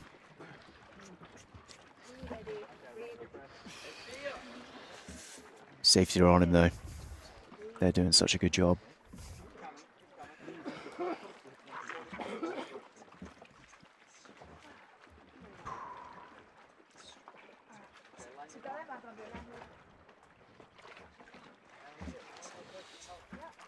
All right, Eddie. So he's fine now. That dive was just a little bit out of his reach today. Yeah, he was close. He was close. Looked fast on the way up. Maybe he was overexerting himself, perhaps. I don't know. He'll be taking it. Yeah, go on. It did look like there was kind of a little bit of maybe anxiety in the way that he ascended in the kicking style, and also in the final kind of 20 meters, indecision about when to do that arm stroke to bring his hands down. So we can sometimes see that when someone increases their depth, even by small margins. If he did 105 and was very strong early on in the competition, a 5-meter increase is a lot when you're starting to approach your current kind of threshold. That can be the difference between a very clean dive and a dive like we see today. So it's hard to know how much to add on from a previous dive, especially when you feel very clean on the exit. How's your approach with that? Do you tend to be a little bit more conservative if it's getting closer to your personal bests, or what do you think? Yeah, definitely over the years, that's a lesson that's been drummed into me, is to increase depth very methodically and conservatively. In a period when I was training here during COVID, and I had all the time in the world, I was actually only increasing depth by half a meter at a time, and only if the previous dive was like rock solid and Rock easy. solid, yeah. Yeah. Wow. Yeah, I mean, if you think about a 100-meter dive where you're doing 105 and you add 5 meters, it's almost 5%, isn't it? Which at those levels, that's quite a lot, you know? Yeah, to think about it as 5% though is maybe also erroneous, because it's kind of like if you think of a high jump. I don't know what the world record is in high jump, around 2 meters, or let's call it 2 meters. But someone who can jump 2 meters, for them a jump of say 1.8 meters or 1.9 meters, which is 5% less, is a walk in the park. They could do 1.8 with their eyes closed, and even 1.9 is probably pretty easy. It's just those last few centimeters where it gets critically difficult. And it's the same in freediving. It's 5% more, but it's maybe 100% harder. Right, so it's like exponential as you get closer and closer to your limit, and it's that fine line. Yeah, exactly. Yeah, we've been having a lot of questions about temperature in Dean's Blue Hole, and what is the temperature at depth. And it's an interesting one because Dean's Blue Hole is semi-enclosed, so it's a cenote or a blue hole, but it's connected to the ocean by the lagoon. And these blue holes do what they say they breathe, which means that as the tide comes in, on a flowing tide, the water is coming over the lagoon into the blue hole and down into the blue hole. On an ebbing tide, as the tide is going out, the water is coming up from deep down inside the blue hole, and in particular from the caves and the sides of the cavern, which is huge. It's maybe 20, 30 times as big as what you see on the surface. And so all that water is very still and clear and a little bit colder. So the temperature actually depends on the tide to a certain extent, but it's never that cold at depth. So on the surface we have 29 degrees Celsius. I don't know what Yeah. that is in Fahrenheit, I'm afraid. I think it's somewhere around 85. And at depth, it's not going to be any less in the summer than about 25 degrees Celsius, which is, I believe, in the 80s somewhere, or 70, 78 maybe. 2 minutes to Fahrenheit. official top. So there is a little bit of a change, and that's actually welcome. Like, I think most athletes appreciate that kind of small change to fresher, colder water on the way down, and it also gives you an idea of kind of where you are in the depth column as well. But it's not like, say, in the Mediterranean or in the open ocean in some places where you have a thermocline and it might drop from being 25 on the surface to 13 degrees or less 30 seconds. at depth, and that's kind of a little bit too much. That's you have to punchy. prepare for that. Yeah, That's like breaking through a glass barrier almost, you know. That's I don't think I would enjoy that.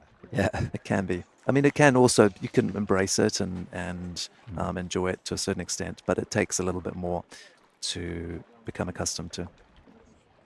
Sure. And how's that? So I think a lot of people would struggle with a change in temperature like that. It would affect their relaxation and their equalization, right? Those are the first things that would be affected. It can do, yeah. In particular, if you've used a mouthful technique, a lot of freedivers complain about losing their mouthful, losing the air from their mouth to equalize with, because of that kind of impact with the colder water when they hit the thermocline. All right, so we've got Tory George now on the line. He's lining up for another continental record, this time in free immersion. So we'll see how he goes today. He was just short of his 20. desired depth in constant weight in the first act, but he nailed his CNF. Nice. Yeah, Do we know is it his continental record he's trying to break, or is it I belong think he to is someone breaking his own record. Okay.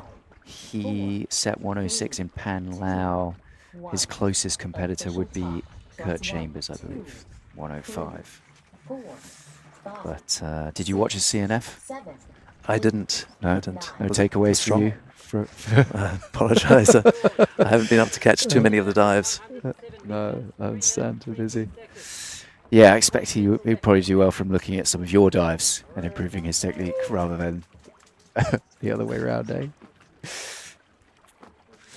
His technique here in free immersion looks pretty good.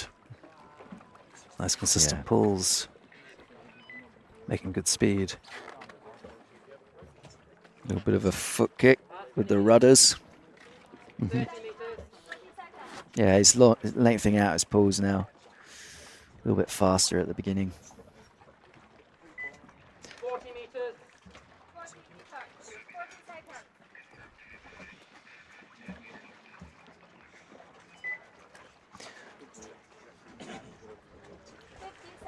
Good looking free fall. Yeah, nice relaxed position. Has he got his hands tucked in on the elastic? It's hard to tell. I was looking for that as well. I think he Yeah. might. They're on the front of his body, though. Maybe just his Yeah. thumbs. That's something you do, isn't it, in your dives? You like having a bit of elastic and tucking your hands in? I or- used to. I used to for the longest time, and now recently I've gone back to not using it. I did speed tests and found that it was just slightly quicker without. But I'm impartial, Really? really. It's a little bit more relaxed, but I find now it's just one extra piece of kit that I can, if I can avoid Do it, then- without. yeah. Yeah. So Interesting. I don't think he has his fingers tucked. It's more like he's just kind of holding his yeah, legs. I see. Approaching Nice. the turn now. Looked like he's a little surprised by the plate there, maybe. Attaching the tag. Good thing about free immersion is that there's pretty much no way you can disqualify yourself while you're under the water. Yeah, yeah. So if the judges He's had give a you a white problem with card that. on the surface, then it's not going to change. 90 meters. Yeah, so Tori actually did have a problem. He got a red card, didn't he, in the first session because he pulled 1 or 2 extra times. He early turned, and then he did his constant weight dive, but I think he did 2 pulls on the line, and you're only allowed to do 1, and that's with the hand that you grab at the turn. That is, so you have to use the same arm to pull. It's a common error, yeah. He looks good. He's kind of alternating between keeping his eyes closed and open. With free immersion, there's no real reason to open your eyes, but sometimes it's nice just to kind of check on the light levels. 60 meters. Yeah, so you can get a gauge of where you're at. 50 meters. So there's a question about safety divers here, which is good. There's 6 divers on the safety team, and they rotate, so that it's not, if you're not always the deepest safety diver. They'll have 1 on the platform, 3 in the water, but they all rotate out, and then there's 2 other safety divers. And here's the first safety with Tori now. I believe that is that Marco or Omar? It could be Marco. It's hard to tell from behind. They need to have their names printed on their shirts. Yeah. And it's either Kathleen or Kristine who is on this. That's right. Kathleen. Definitely Kathleen, yeah. Dan coming into the picture. So he's got a bit of a 10 meters. kick happening a little bit, but he still looks in He's control having a for peek now. up.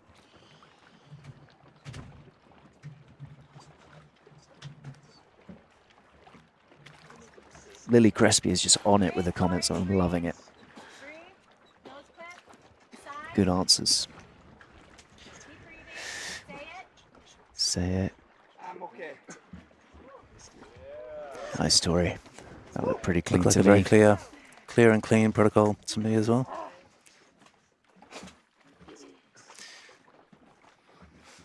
There's Brought the some tag. There it sargassum up. is. Yeah. Very nice. Yeah, well done, Tori. Another continental record for him. He'll be happy with that. Good, great dive.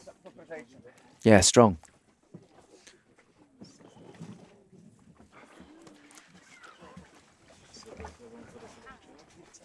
Yeah, on the sargassum, actually, wasn't too bad this morning. Looked like it cleared out a little bit, but it's creeping back in now. It's tidal again, so as the tide comes in, it's washing it off the beach back into the blue hole. Okay, guys, we're going to head over back to the beach where it looks like Elliot's with Arnaud. So he'll be talking us through his constant weight dive, I expect. Hello everybody, welcome back to the beach.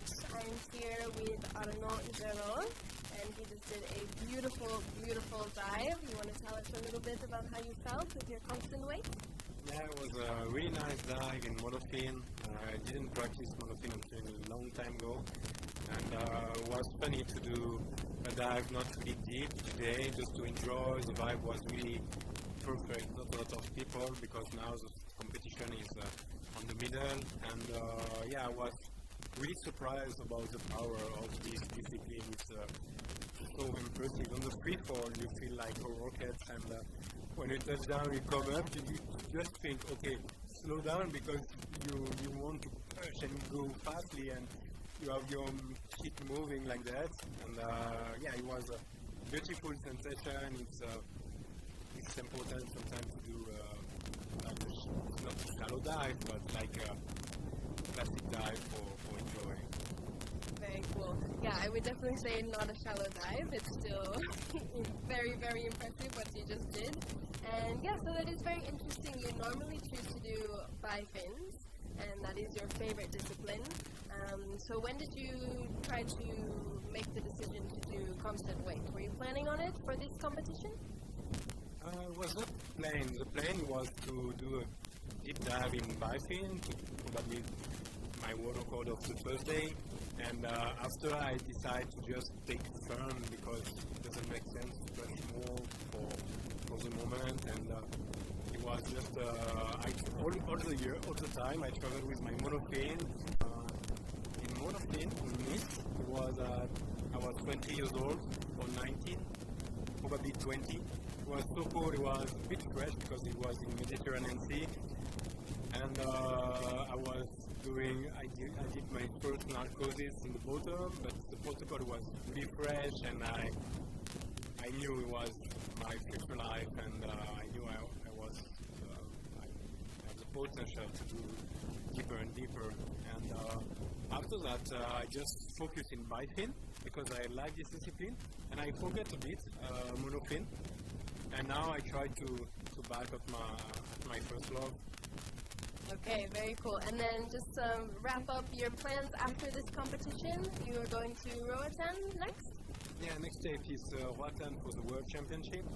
And I like this place too. It's a different vibe with more people than Long Island. But it's different objective. World Championship and vertical do is really different, and I can't wait to go. Awesome. Well, thank you so much. I don't know. Merci, gracias, all of the languages, and thank you guys for tuning in. Nice. Good to hear from Arnaud. Looks very peppy after his dive. Yeah, he's feeling good. First 100 meters when he was 20. Damn. That might be a record. The youngest 100. That'd be an interesting one to see. When was your first 100, Will? It would have been in free immersion when I was 28 or 27. Nice. 27. But I'm sure there's a few others who've beaten that, including Lexi. Sure. So here we have Potty, who's a stalwart VB competitor. He's been coming for the last 6-7 years at least, I'd say. 20. And gradually increasing his depth. I think he's cracked the 100 in constant weight, and he's getting close there in free immersion now as well. 10. Yeah, he's an all-rounder. He's doing all disciplines all the time in training too. 2, 1. Official top. Plus 1, 2, 3, 4, 5, 6, 7, 8, 9, 10. So we've got a few questions on sort of when divers are going into their free fall, and it will be different for different divers based on their buoyancy, of their suit, of their lung size. But most of these guys will be going into free fall probably around the 30-meter mark, and then maybe if they're pulling beyond that or kicking beyond that, whatever discipline it is, it'll just be to maintain speed so that they have a faster free fall. But they'll definitely be negative by that point, I should expect.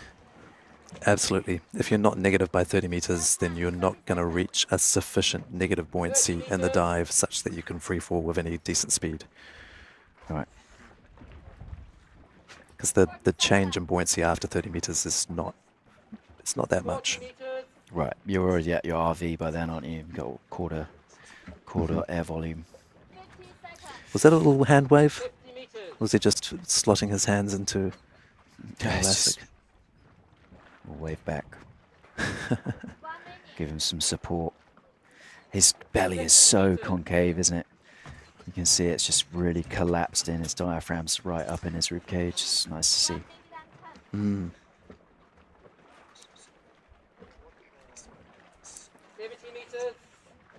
Yeah, good free fall. Very good. Quite wide apart a little bit. Maybe, but he's not spinning around the line. He's not moving, having to kind of move any of his limbs to maintain his position. So EQ looking okay. He's made it to the plate. Nice. Nice fluid movement to attach the tag to his leg. The tags are made of Velcro, so they just patch straight on there. Smaller pulls for him at the start. He's one of those who likes to do a few of the smaller pulls before lengthening it out.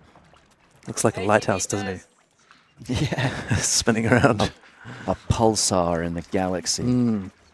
It is almost like kind of traveling through deep space when you're coming up in the blue hole. I've had experiences that kind of, with the narcosis, enhance that. So do you think that the darkness enhances the narcosis? You think that's a factor that divers have to worry about here? Or do you think it would be the same? A little bit. I think it just kind of provides more of a clean slate for your mind to come up to tricks while it's night. because there's no stimuli coming in, so it's easier to kind of go somewhere else with the mind, maybe. Right. Second safety, Body's looking really good here. 20 meters. See his legs hasn't started any kind of compensatory kicking. His position's still good. His pulls are still clean and even. Yeah, You it's never know maintaining until they the get to the speed. surface, but for now he looks strong.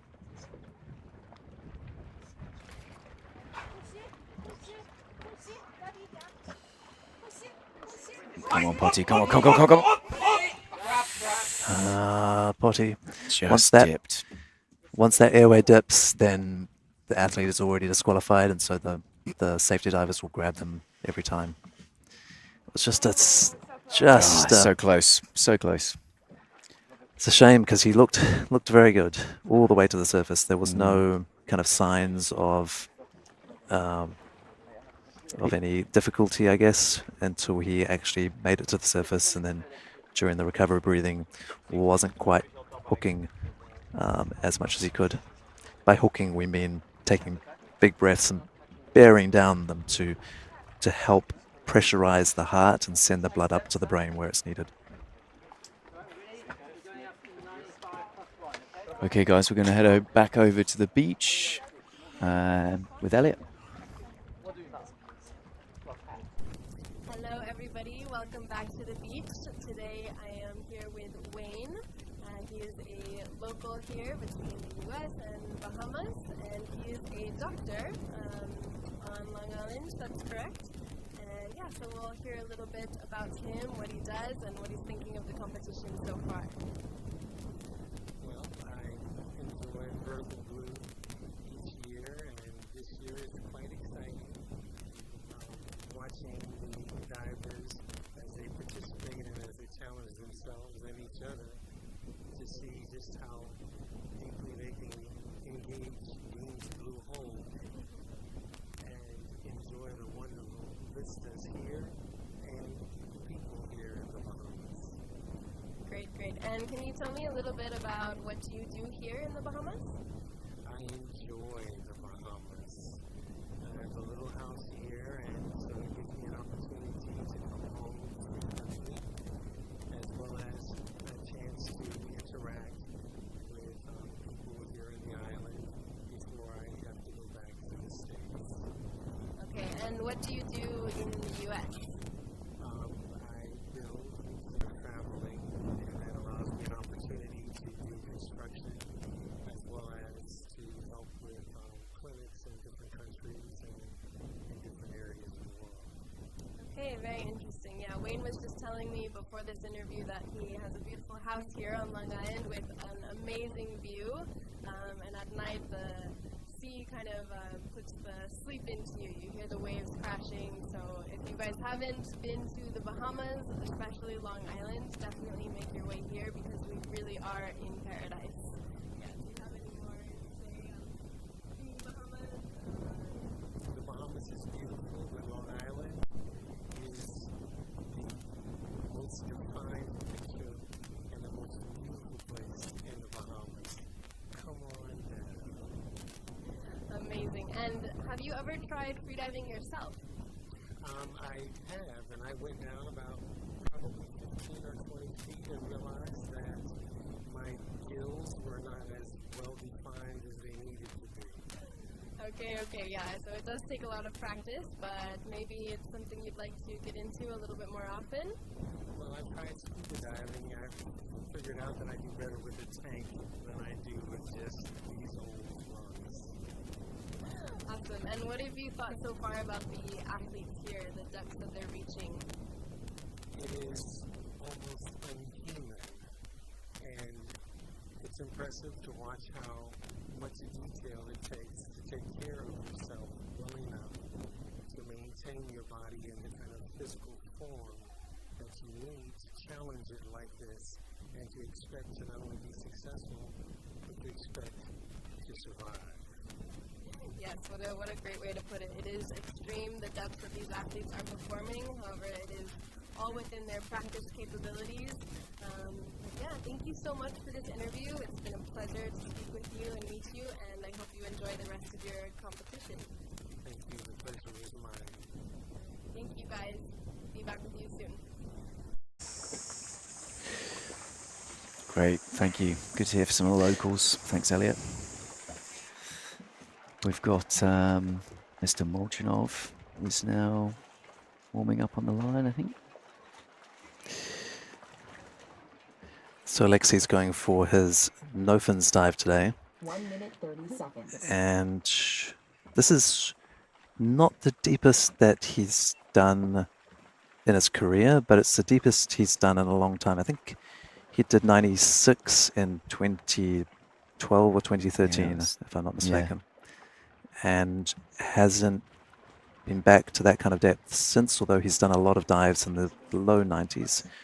But I know he's been training this discipline a lot recently, and his condition, of course, as demonstrated by his recent dives, is definitely at the peak of what it's ever been. So maybe this will be pretty straightforward for him. We'll see. This is the stepping stone, perhaps. Perhaps, yeah, to a bigger number with maybe an extra digit in it. Well, Will, there's one record that eludes him, you know, your own.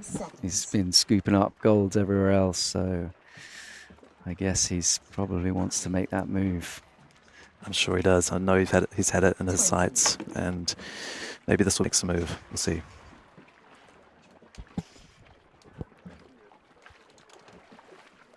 Ten.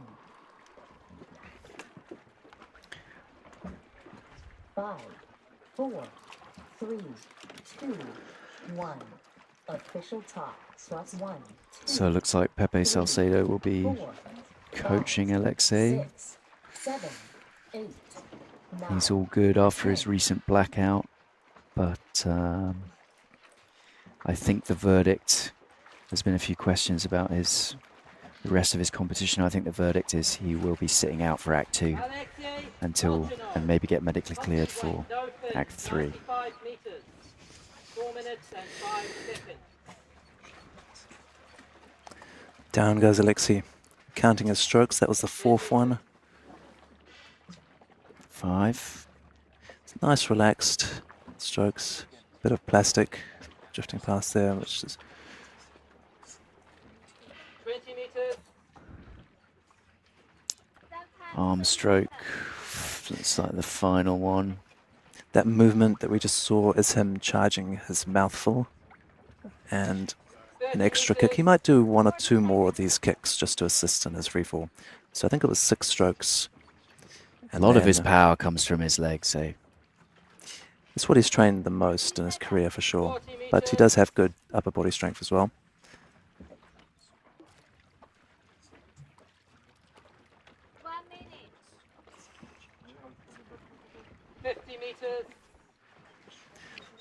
Looks like his eyes have been kind of half closed there for a little while.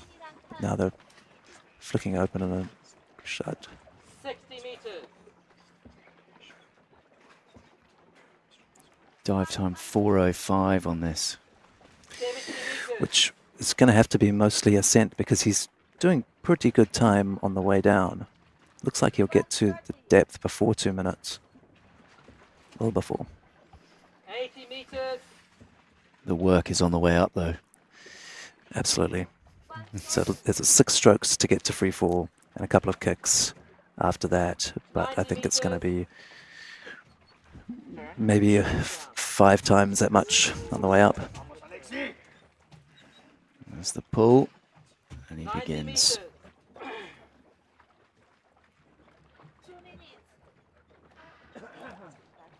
He's getting a good catch with the legs.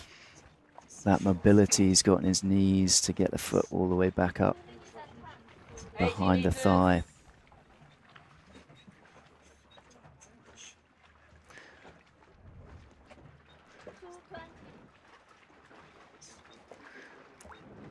His head position is a little forwards, which isn't as hydrodynamic as it could be. It'd be interesting to see if that's a conscious choice or if it's just a product of seeking greater relaxation on the way up.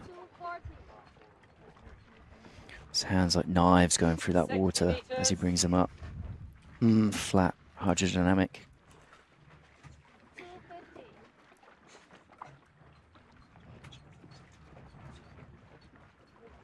So his strength, his stroke, if anything, is shortening a little bit. He's not reaching up quite as much at the start of the stroke. Maybe some lactic setting in. Funnily enough, no fins actually, you can feel it in your shoulders, even though those aren't the muscles that are used during the active phase of the stroke. Just bringing your arms up above your head so many times. It's one of the first places I feel it in the upper body.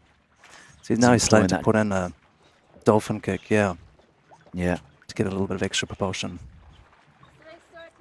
That's after the glide. It's got such a strong breath hold that even if a few of his systems start to fail, then he can use others and just plow through it with that big breath hold time. Yeah, I think for him, he just fights to get to the buoyancy zone, doesn't he? And then he's just got time to float up because, like you say, he's got a massive tank.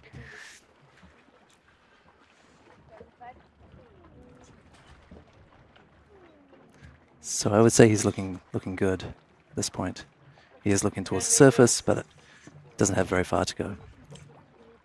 Yeah, within his dive, actually a little over the dive time that he announced. So, yeah. Signal! So Signal! Update! Update! Update! Breathe, breathe. Wow, just feeling a little hypoxic there on the surface. I don't think that protocol will get him a card. It's a tricky one. He did an okay sign before he removed his nose clip, but his protocol hadn't started at that point. I think it was a double okay that got him. Yeah, yeah. Maybe we can hear from Cedric actually. Cedric, what was the call there? What was the call? So red card because he said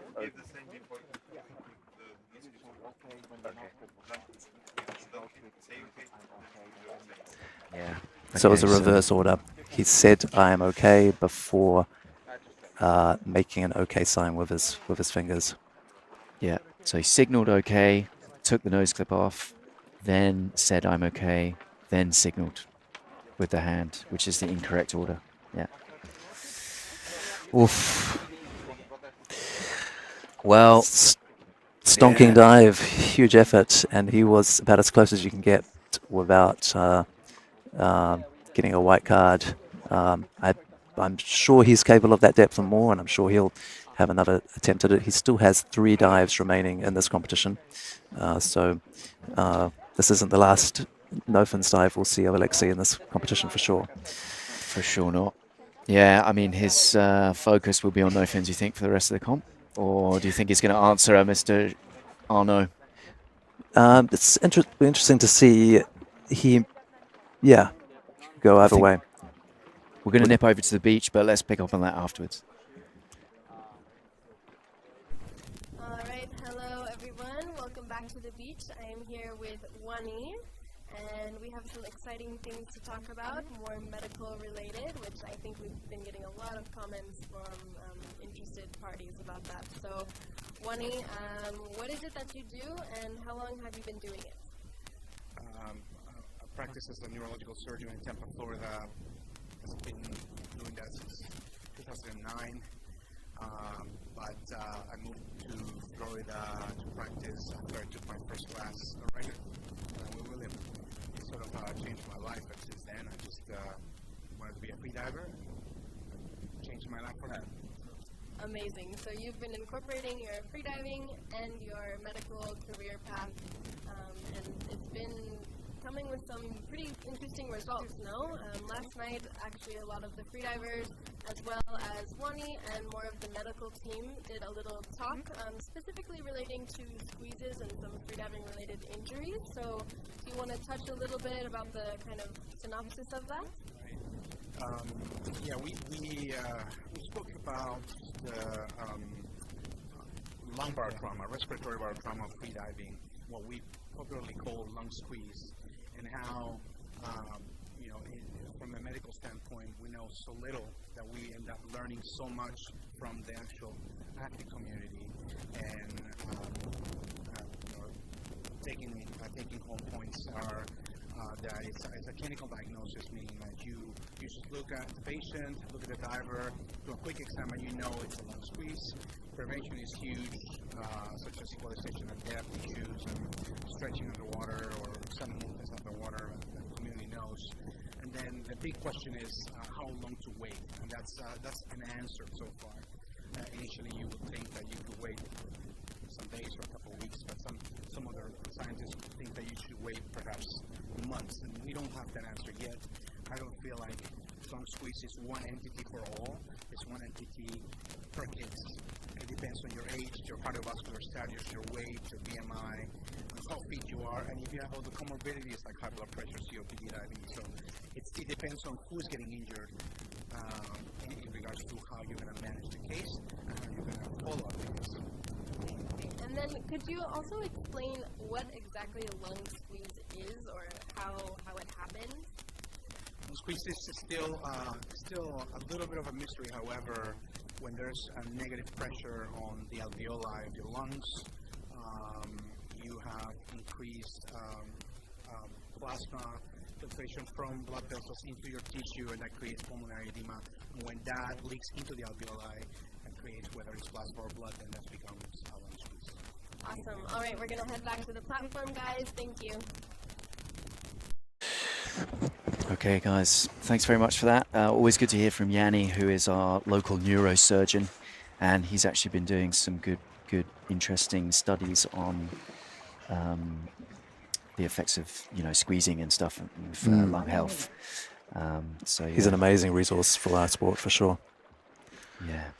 Next up, we have Misuzu Okamoto from Japan. She's a veteran of the sport and of vertical blue, and she's trying a dive to 95. I think last vertical blue, she broke 100 for the first time.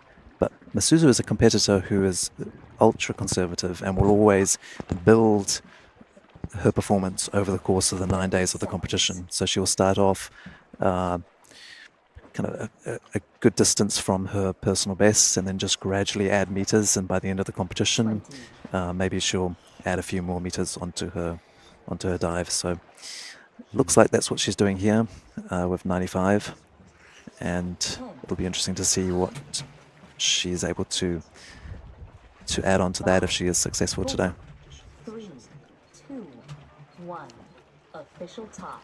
+1, 2, 3, 4, 5, 6, 7. There she goes. Countrywoman Hanako Hiroza is her coach and also the holder of the national record for Japan and ex-world record holder as well.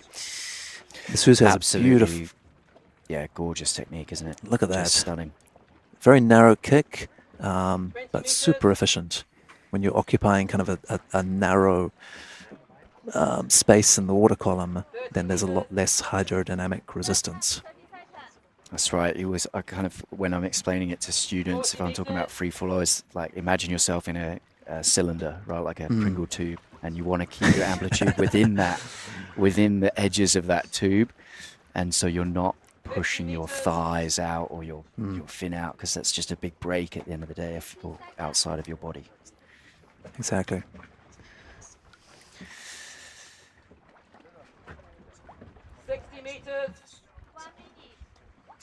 Yeah. So nice. her free fall, you can see that she has her arm kind of loosely around the rope, which allows you to just close your eyes and shut down everything. You don't have to worry about your position. But it also does normally mean that you spin around the rope slightly. And it's not as significant as you might think. It doesn't really drop your speed too much as long as it's not kind of doing loop-a-loops too quickly. Yeah, and also, the resistance of the rope against your suit is negligible. So it doesn't really slow you down in that way either. Ooh, that's a disappointment. Yeah, so close as well. She's right there. 2 body lengths. Maybe a little bit more for her. And that's most likely due to equalization, just running out of air in order to equalize the ears. Yeah. So it'll be disappointing, but sometimes it allows you just to kind of enjoy your ascent a little more when you know it's going to be shorter and easier.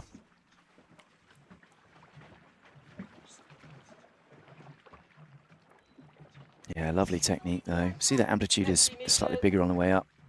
Mhm. Kind of moving the whole body a little bit more. 40 meters.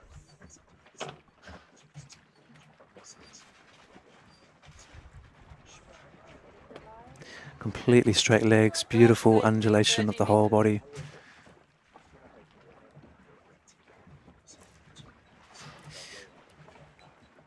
Someone who is nitpicking might say that moving the arms isn't necessary in the movement and that those should be kept straight, but that's more of a detail. 10 meters.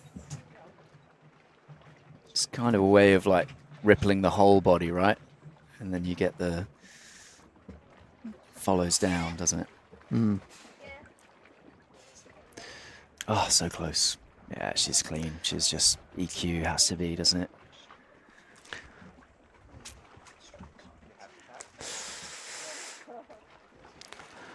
Otsukaresamade Misuzu-san. Well done.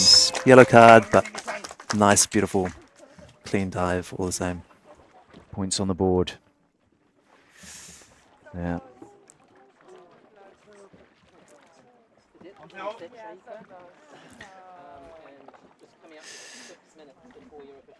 So I remember the dive last year when she broke 100 meters. I don't think I've ever seen a celebration, even for world records, a celebration so jubilant, not just on the part of her and the Japanese team, but all the competitors and all the safety divers. Like everyone was just ecstatic when she did that 100-meter dive because she'd been building up to it for so long, not just over in the course of that competition, but over the course of years of methodical, constant progress and diligent training. And yeah, it was just beautiful to see her get to that depth finally. Okay. Yeah, I think we're going to head over to the beach. Looks like Elliot's sitting there with Mr. Tory George, who just picked up another continental record. So we'll head over and hear from him. Hello guys, bringing you all the energy from the beach now. I'm with Tory George. always a pleasure to be around. He was just dancing with his 107-meter sign. There we go, with the leprechaun dance. Irish. Do you have Irish in you? A little bit? Okay.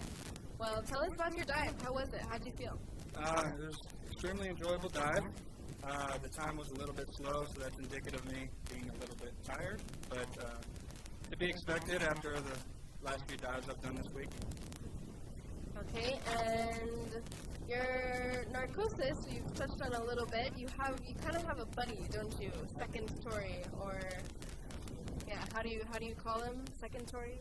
The other Tory. So I do believe I'm the most narc free diver on this planet. So my job is just to get down there, and then other Tory takes over. I don't really remember any of the ascent. I usually come to at the surface, and they say white card. I'm like, oh, I guess I did it. So other Tory did his job today. Good. And so to practice for other Tory, during your training dives, do you always do the surface protocol to make sure that he has it nailed in? Well, the day before the dive is the most important. So I'll visualize the dive 20 times, and that takes like 2 hours. It's extremely boring, but other Tory listens when I do that. So that's how I train other Tory to do his job. Awesome. And so what else do you do in your free time? What have you been doing on Long Island? I know there's not too many options, but have you been enjoying so far? There's not too much to do on Long Island. If there was a gym, I would probably go to the gym to get some light workouts, but I think the only opportunity to work out here is mostly to go swim, go walk, go run. So I've done a little more sleeping than I need to, and I need to be a little bit more active outside of diving while I'm here. Okay, awesome. Well, I left my headband, you guys, on the platform, but for Tori's next dive, I'll be sure to have it. It worked 2 times, so that's did. Plenty, and I hope everybody at home is wearing headbands when they watch the dive. So I'm doing my job, guys. All right, well, anything else you want to say to the folks, friends, family, you want to give a salute to? Yeah, thanks to my sponsors that helped support me to get here, helped guide my way, everybody back home in Florida, everybody that's been there silently cheering for me since the beginning. This isn't something I did, this is something we did. Awesome. Well, congratulations again for a beautiful dive, and thank you, everybody. We'll catch you soon. Nice, thank you, Elliot. Thank you, Tori. Good to hear from him, sharing that victory. So actually, we've got a few questions, Will, on the CNF that Alexei did, which, you know, that was, I think me and you, we were a little bit surprised by us not getting the surface protocol there. We kind of thought we had it, but maybe you can just talk to us about that record that is still yours. You know, that's a long-standing record for you, and I think people back home are beginning to see that CNF is a really difficult discipline, and maybe you can talk about the margin that between that 95 and getting to that 102, that for you at least. Yeah, I mean, for me, it was only achievable with obviously years and years of preparation, but in particular, kind of dedicated training for no fins for, in the case of the 102 meter record, for pretty much 3 years, non-stop, only focusing on that. And that was just to put an extra 1 meter on the record. So I would never even be able to come close to what Alexei did in doing world records in both other disciplines, and then also attempting a dive to 95 meters. And at the moment of my current form, 95 meters is not possible as well. So he is, I would say, the strongest no fins competitor at the moment.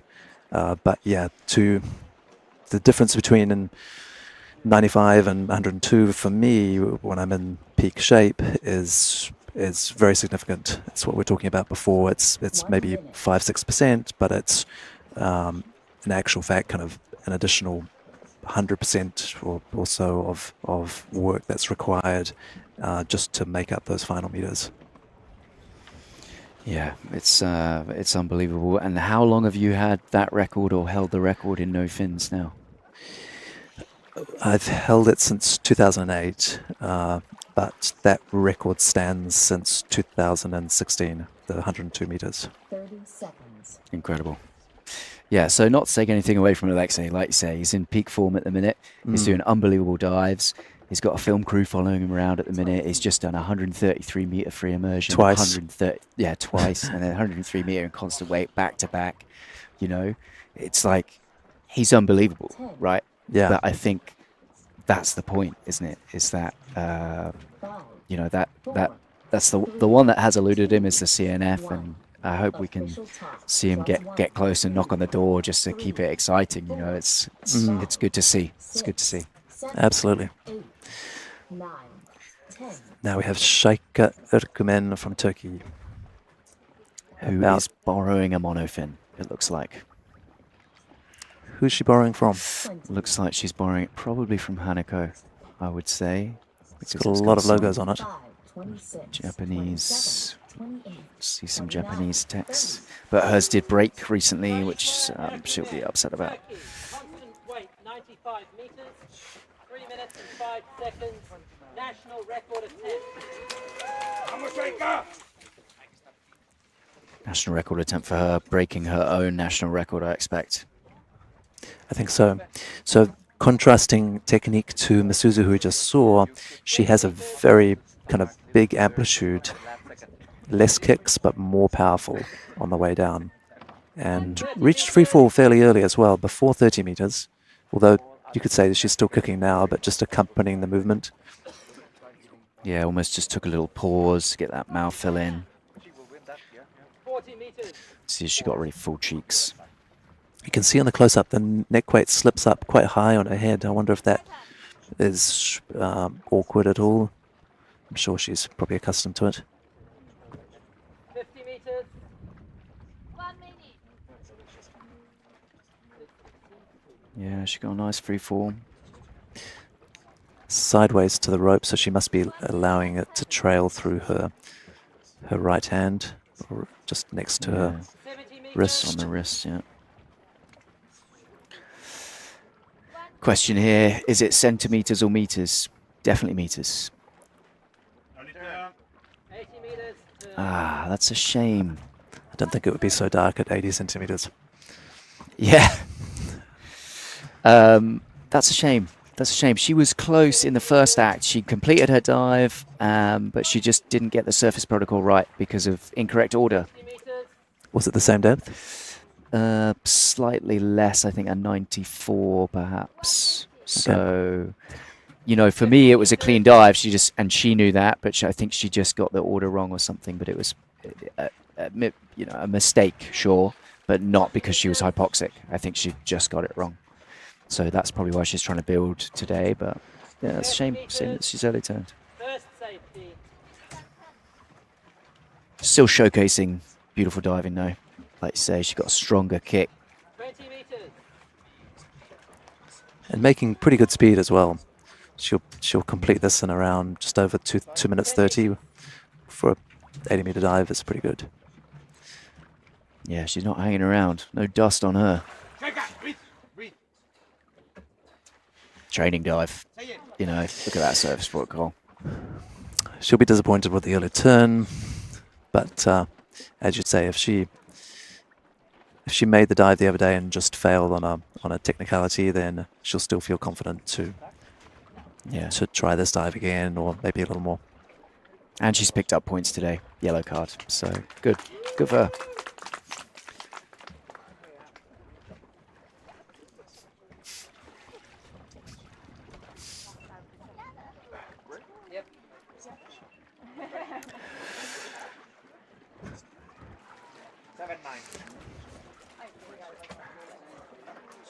Yeah, great dive, Shaika. Shame about the early turn. She will be a bit disappointed with that. She's better than that, that's for sure. She's a well-seasoned athlete, actually.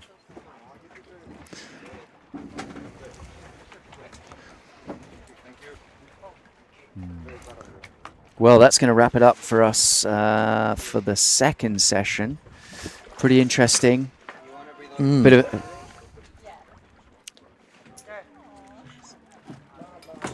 pretty interesting first session. Still a bit of a smorgasbord of white, yellow and red cards in the competition at the minute. It was a little cleaner last year, no? Definitely, I would say it'd be interesting to have a statistician here to analyze those kind of things. I'd be very curious. I feel like we're seeing more colourful cards, not just the whites. But maybe athletes are just finding their feet a little bit, and we'll see more consistency later in the competition. Yeah, I hope so. But also, you know, it's always getting harder, right? Every year. Every year, everyone's getting closer to the edge. They're going after a new record. It's a national record, continental record, a world record. So the sport is now kind of filling up at the top end, right? Because you're getting more competitors and stuff like that. Yeah, you can't keep on adding meters forever. So it's definitely, there'll be like a plateauing effect, more athletes coming into it. It will get more and more difficult to break these personal bests, national records, and especially world records. Yeah. So yeah, just you guys can see on the screen now, we've got a couple white cards. Arnaud, Tori George, congratulations to them both. A few reds and a couple yellows as well. And then we've got session 3 after the break. A lot of no-fin dives. Lots of no-fins today actually as well, which has been good. Alex Eunice will be going for his 70 again. That's a repeat for him. Amber Burke, who's on great form. So she'll be pushing that out. Yeah, she's doing really, really well. Litter of white cards for her already. So, yeah. So stay tuned, guys. Will, always a pleasure having you in the booth. Thank you, Harry. Come back. I will. Cheers. Doing a great job. Thank you. All right. Thank you.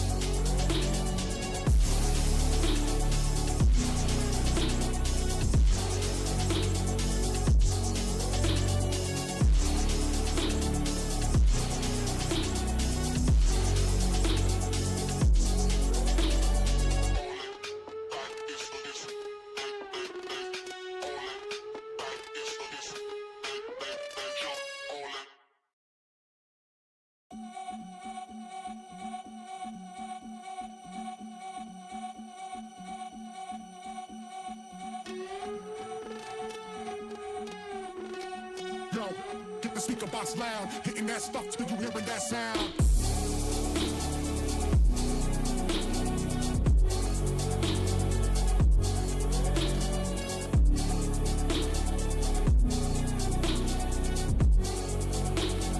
Hitting that stuff till you hearing that sound.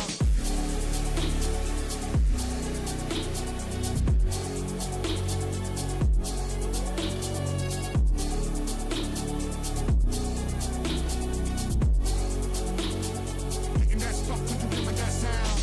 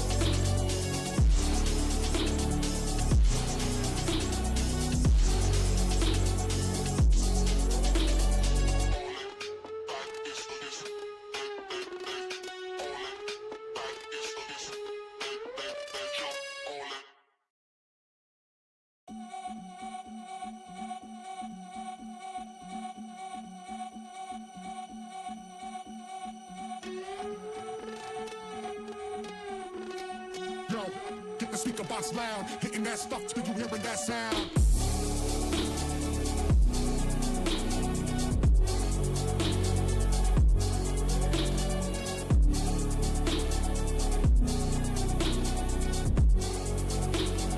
Hitting that stuff till you hearing that sound.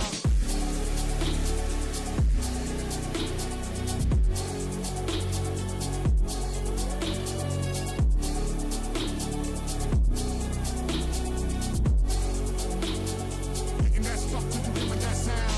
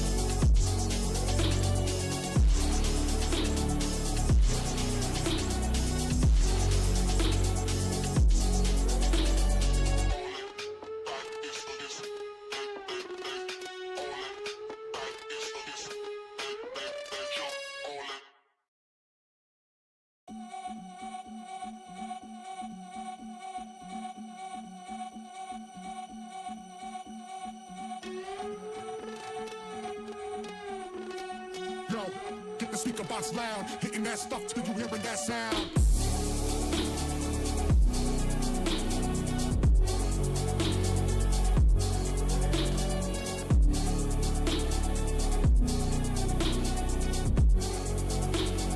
Hitting that stuff till you hearing that sound.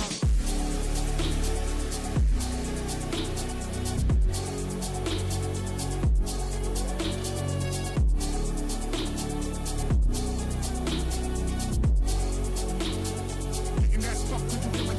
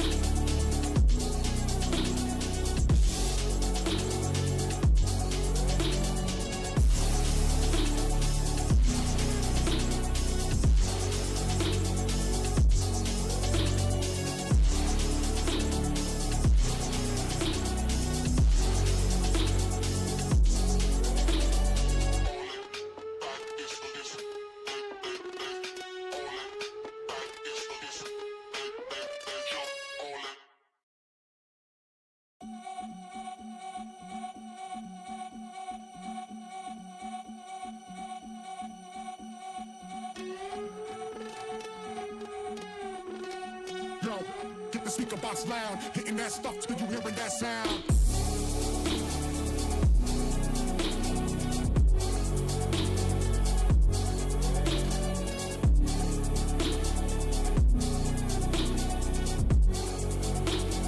Hitting that stuff till you hearing that sound.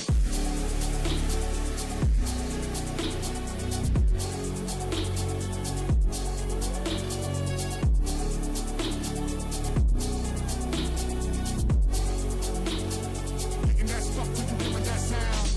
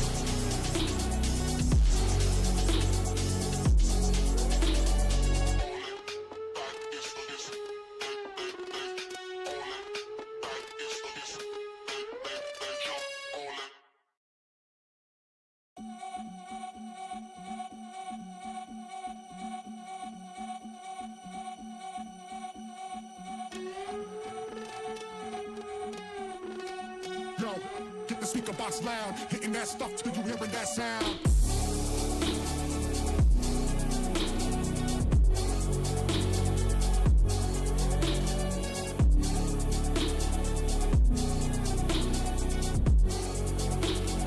Hitting that stuff till you hearing that sound.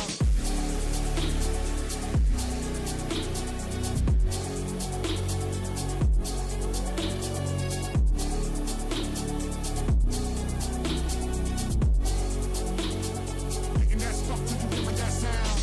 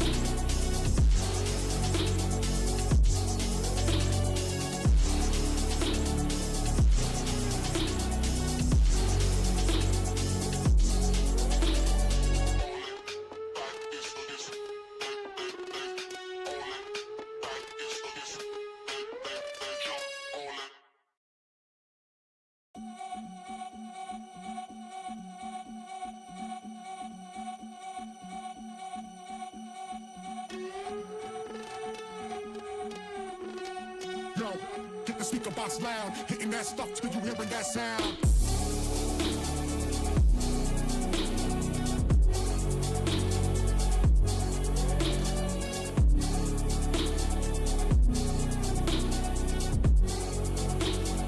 Hitting that stuff till you hearing that sound.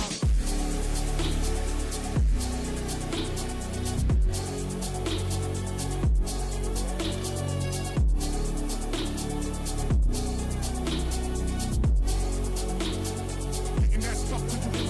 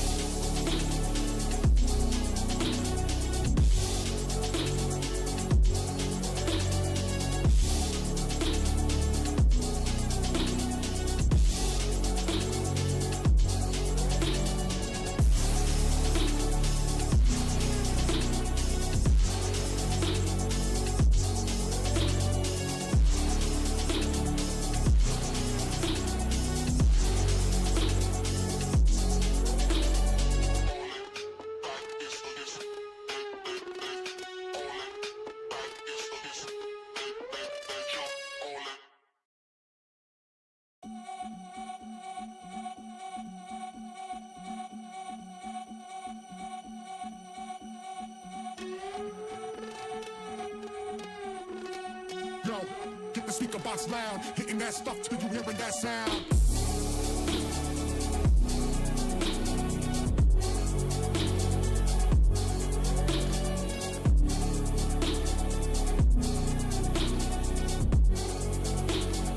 Hitting that stuff till you hearing that sound.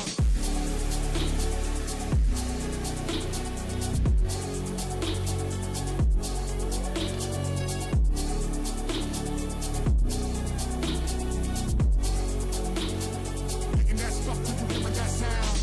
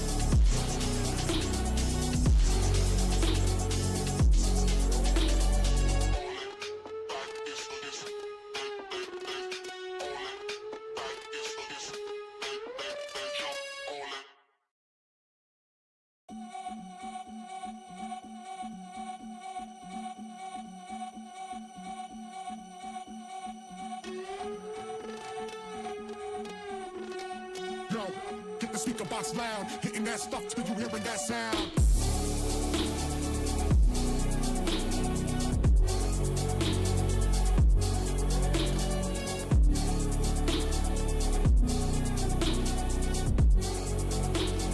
Hitting that stuff till you hearing that sound.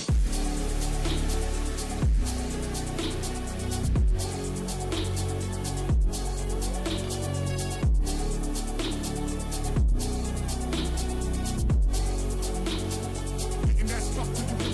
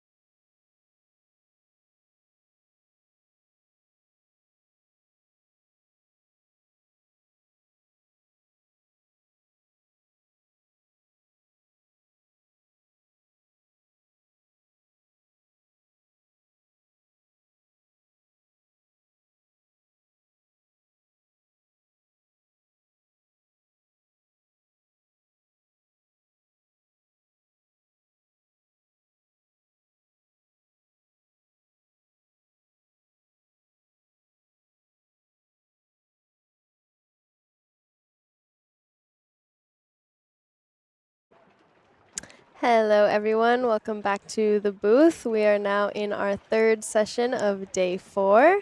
And wow, what an exciting day so far. The first 2 sessions have gone pretty well. We've seen kind of colors all over the board again, but a lot cleaner divings as far as actual blackouts go. But yeah, some really good attempts. We did just see Alexi do his no fins attempt, and unfortunately resulted in a red card. However, I spoke to him a little bit on the beach, and he said it's okay, it's just another day of diving, and he had a huge smile on his face. He did say that he noticed he went down a little bit quicker, so his timing was thrown off a little bit, but he still has plenty more days to show us what he's got within these disciplines, so that'll be exciting. And then as well, Shaika was just talking to us on the beach. Yeah. And she had something kind of interesting to say. Harry, you want to explain a little bit? Yeah. So Shaika, obviously, she just had an early turn there, and she was saying her monofin broke actually during the first session. So when she did her dive, and she had well, she nailed the dive actually, but she just didn't get a surface protocol right, and she was saying that she was having to kick a bit harder because there's a hole in her monofin, and then now she's changed over to this new one that she's borrowing. So yeah, she's having a few troubles, but she's going to figure it out. Yes, she's a very strong athlete, so she'll pull through with some good results. And now we're seeing Alex Lines from Colombia. He is doing a CNF dive, another attempt to 70 meters. We have seen him do a couple of early turns in the first act of this competition, so we wish him the best for this. Yeah, come on, Alex. You got it this time. This is his 3rd attempt at this dive, and he's adopted his roommate Stefan's hectometer goggles, so hopefully that can be the difference for him today, because we know he's got it. We know he's got it in the tank. It's just he's just having a few problems with the ears. Y sí, vamos Alex, vamos Colombia, con todo. Come on. Puedes. This is the sort of danger zone, isn't it? Yeah, this is where we've been seeing him. Looks good. So getting there. Come Just a on. couple more meters. Okay, and there we have it. Woo! And hit the plate. He wanted more. Yeah, he gave a little head tap. Okay. Quite a good free fall speed too. I wonder if that gave him a little shock maybe.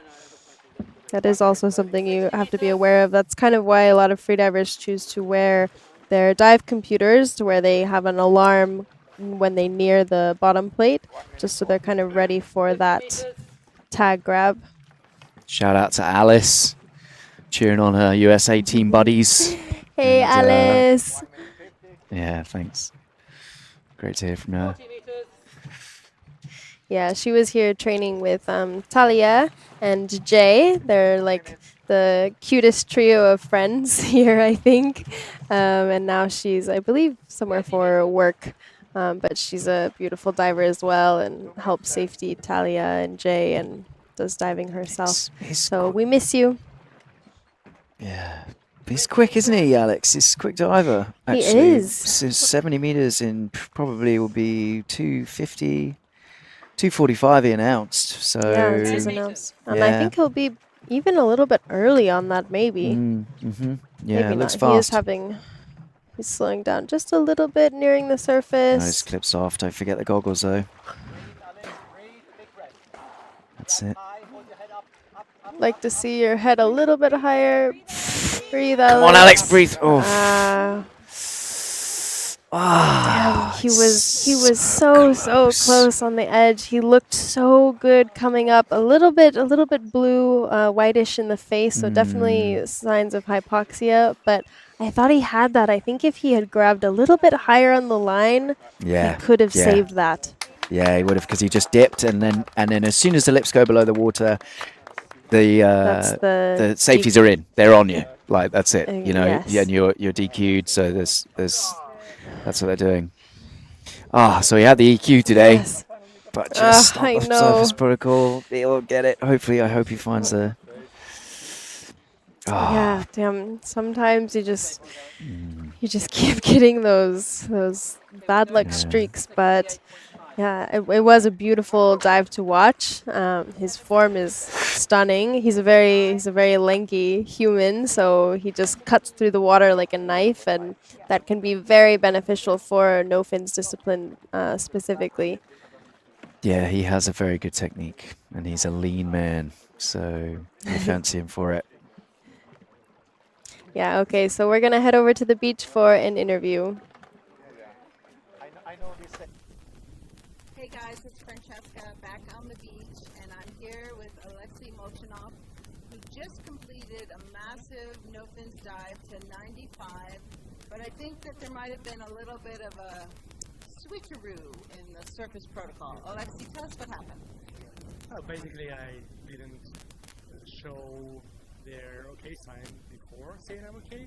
So I first said I'm okay, and then I saw okay sign. Which, looking at the video, I must say that it is a mistake.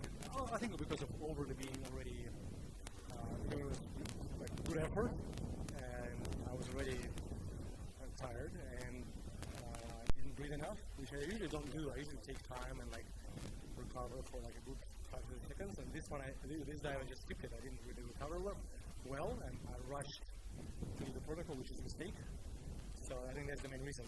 Like if I wouldn't rush to do the protocol, I would be okay. But today was the day to do the mistake.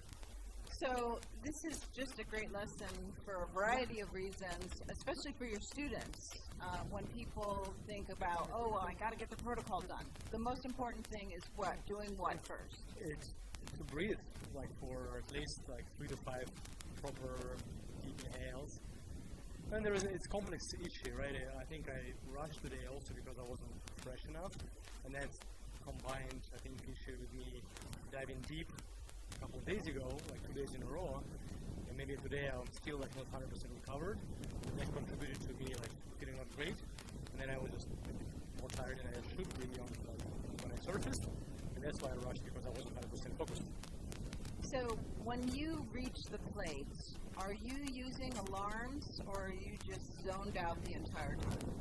I have alarms. I have alarms 10 meters before the plate, so I know what's coming, and yeah, it was like, I think, the third alarm for me. I usually do an alarm for mouthfeel, an alarm for like full speed free fall, and an alarm before the water plate. And an alarm, I call it Guillaume alarm.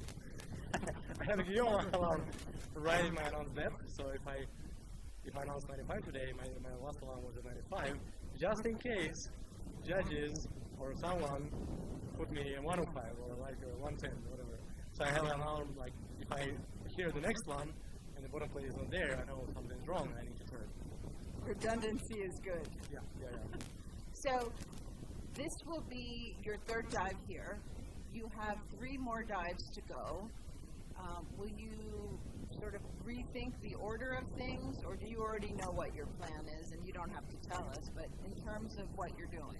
I think I will continue with my plan, and I will not rethink. Like today, I will adjust my recovery exercises before my next dive, and then try to get to the next dive being more fresh and more ready, but the order will stay the same. And do we know if Max has been watching at all? He was. I got a little picture where like Max was watching my dive and like pointing his little finger at me like in the screen. So I'll see. Maybe he watched today too. Last dive he was watching.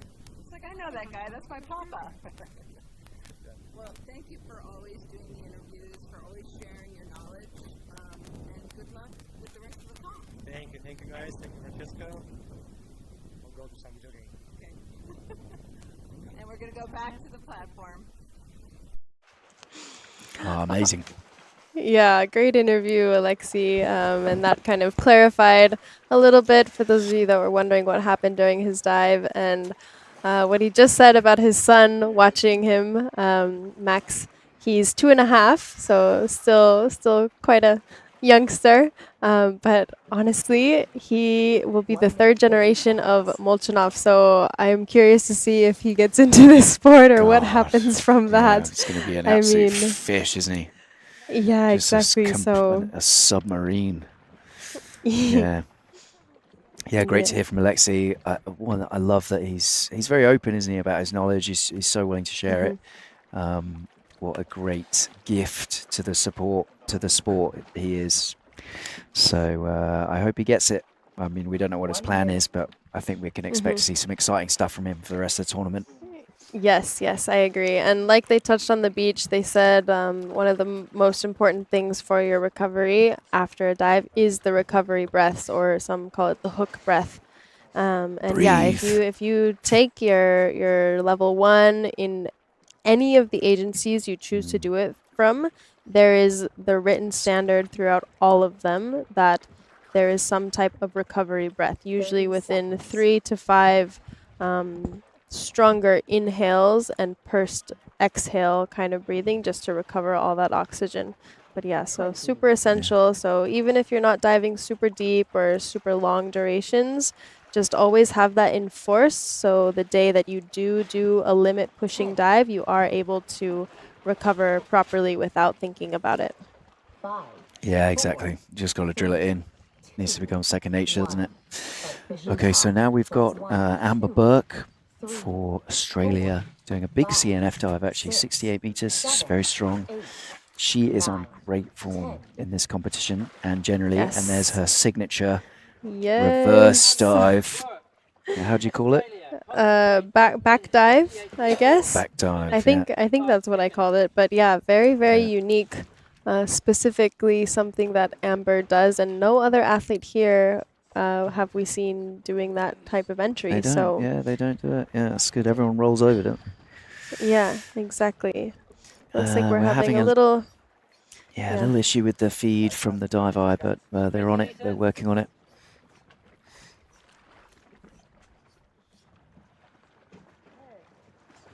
So Amber has had a very successful competition thus far. 30 meters.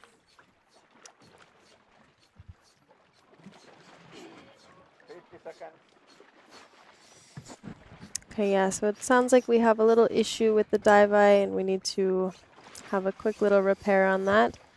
But we do have the judges filling the line, as well as the monitor, the reading the depth. Yeah, 50 meters on the way down, which pretty good speed. A little slow, maybe. Trailing behind. I hope that doesn't affect her dive too much, but we'll see. We'll see. Yeah, so her announced dive time was 2 minutes Looks and like an early 55 turn. seconds. Yeah, early turn 58. I think that's. So she's on the way back up. It's a shame. She's been on a really great run of form. I know. Yeah, she's been doing really good. Amber's second overall in the ladies, or third, I think. Third. Yes, let's double check on that. Kate is first, Fatima is second, and Amber is third, I believe. And this dive may have put her up there in second, because it would have been deeper than Fatima's CNF, but Fatima has a huge free immersion, so yeah. Yes, and we also do have Talia and Marine Simonis following right behind. So if they switch it up with the disciplines this week, we could see a pretty big shift in who takes what place. The women are very, very close as far as their points go. Yeah, there's always a good competition between the ladies, actually. It's always close at the top there, isn't it? Yes. Yeah. Yes. Okay, so Amber received a red card. I think maybe she started pulling on the rope or something, kind of save herself for the other disciplines, or for a repeat of this discipline. She does very much enjoy no fins, so we will be seeing her dive more of that.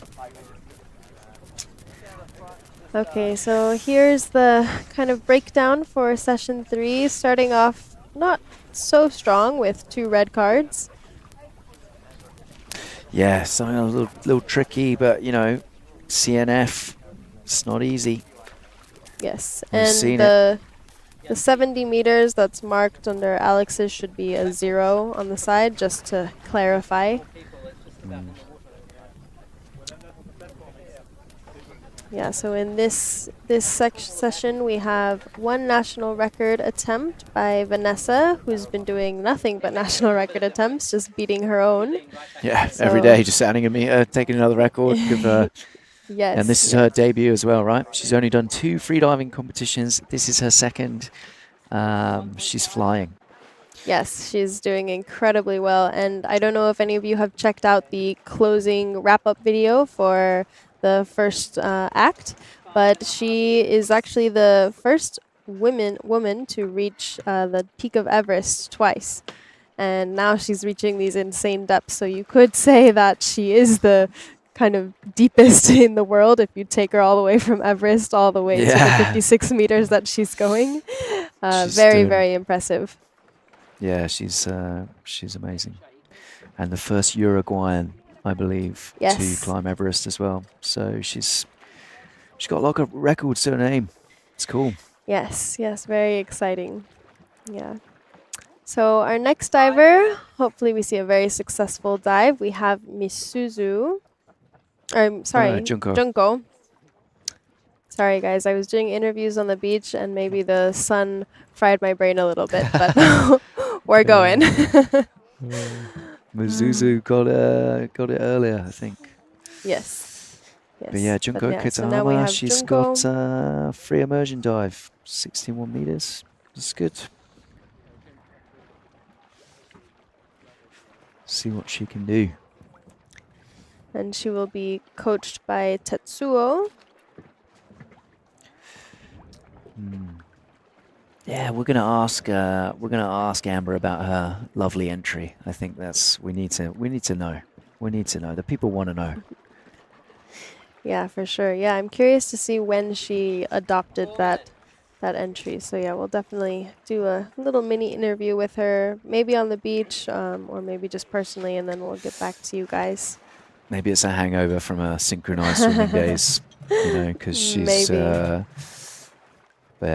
just got that bit of extra finesse and how do you say, like, I don't know, just it looks grace. Beautiful, right? So that's grace. There you go. Thank you. Yeah.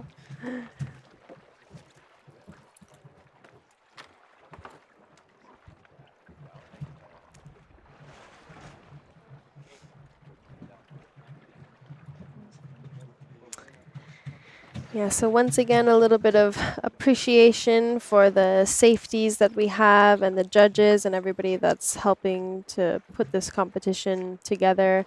A lot of it is volunteer basis, and it's amazing that these guys are going to such efforts to make sure that we have a continuously safe sport and everything is running super smooth. So thank you guys so much for all your hard work. Yeah, big shout out to the safety team. All right, looks like we might have resolved the issue with the Diveye, so hopefully we're back in underwater action.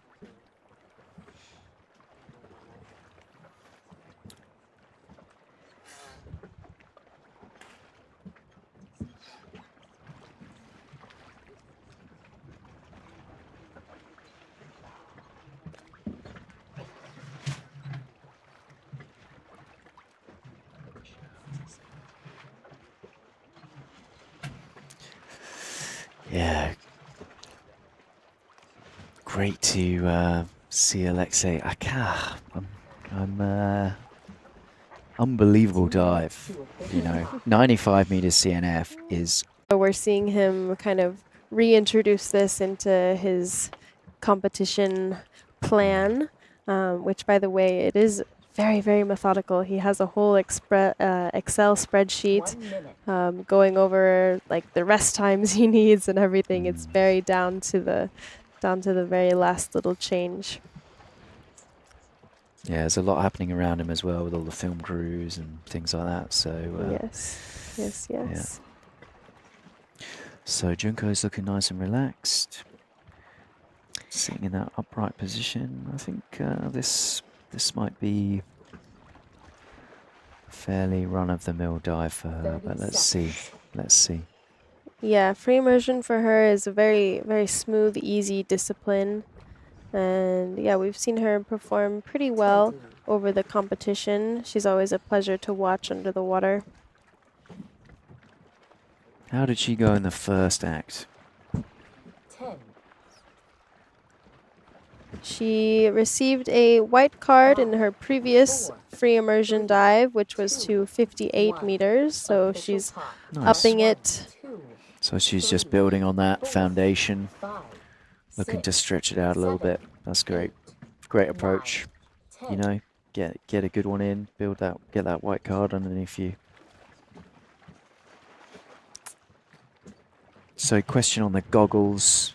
She is wearing fluid goggles is what they call them. So you basically just like normal swimming pool goggles pretty much, but you fill it with water on the inside. So it's completely filled with water. There's no air in there. So that air volume doesn't shrink as you go down. And it's just a way of, sure, there's still water in your eyes, but the water isn't continuously running over your eyes. So people find it a bit more relaxing. Yeah, it's mostly just a comfort preference. Because you do have those sensors that we've been talking about for the rescues, and those are right around your eyes, your eyelashes, your eyelids. So having the water constantly flowing over those can be kind of uncomfortable. And if you want to open your eyes, a lot of people find it necessary to have their eyes open the entire time. So having the fluid goggles can make that just a lot more comfortable. Yeah. Yeah, wow, we can see that it's very dark, and actually the last two divers haven't had a dive light, which... Yeah, correct. Yeah, so it'd be even darker for them, would have been pitch black. But there is an illumination at the bottom of the line, right, where the bottom plate is, but it will just appear like a point of light as you descend. Yes. Just a little checking the nose there, maybe. So having some issues. So close. So close. So close. That's a shame. Yeah, just push against the nose and really pop it open again, but it's difficult to do at depth. Almost impossible. Yes. So. Yes. Yeah. Yeah. So unfortunate because she was so close. Yeah, but she's giving us a masterclass here in free immersion anyway. So, yeah, taking a nice relaxing ride back up with the buoyancy. Yeah. There she is at the surface. There's a protocol. Give the wipe. I'm okay. There it is.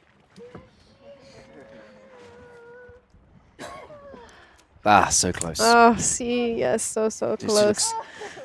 Be a yellow card though, surely.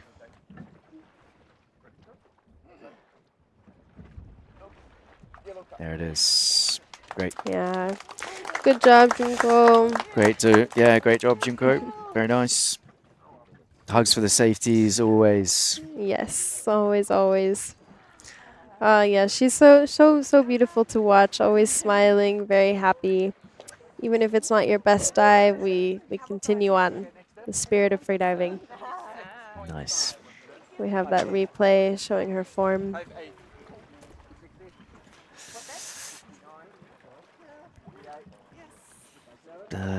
Some questions. What would it be an achievable depth for a beginner? I mean, it's difficult to say, really. I think if you take a beginner course, if you took a freediving course, you could probably expect to get to 10 or so meters. I think that would be pretty realistic.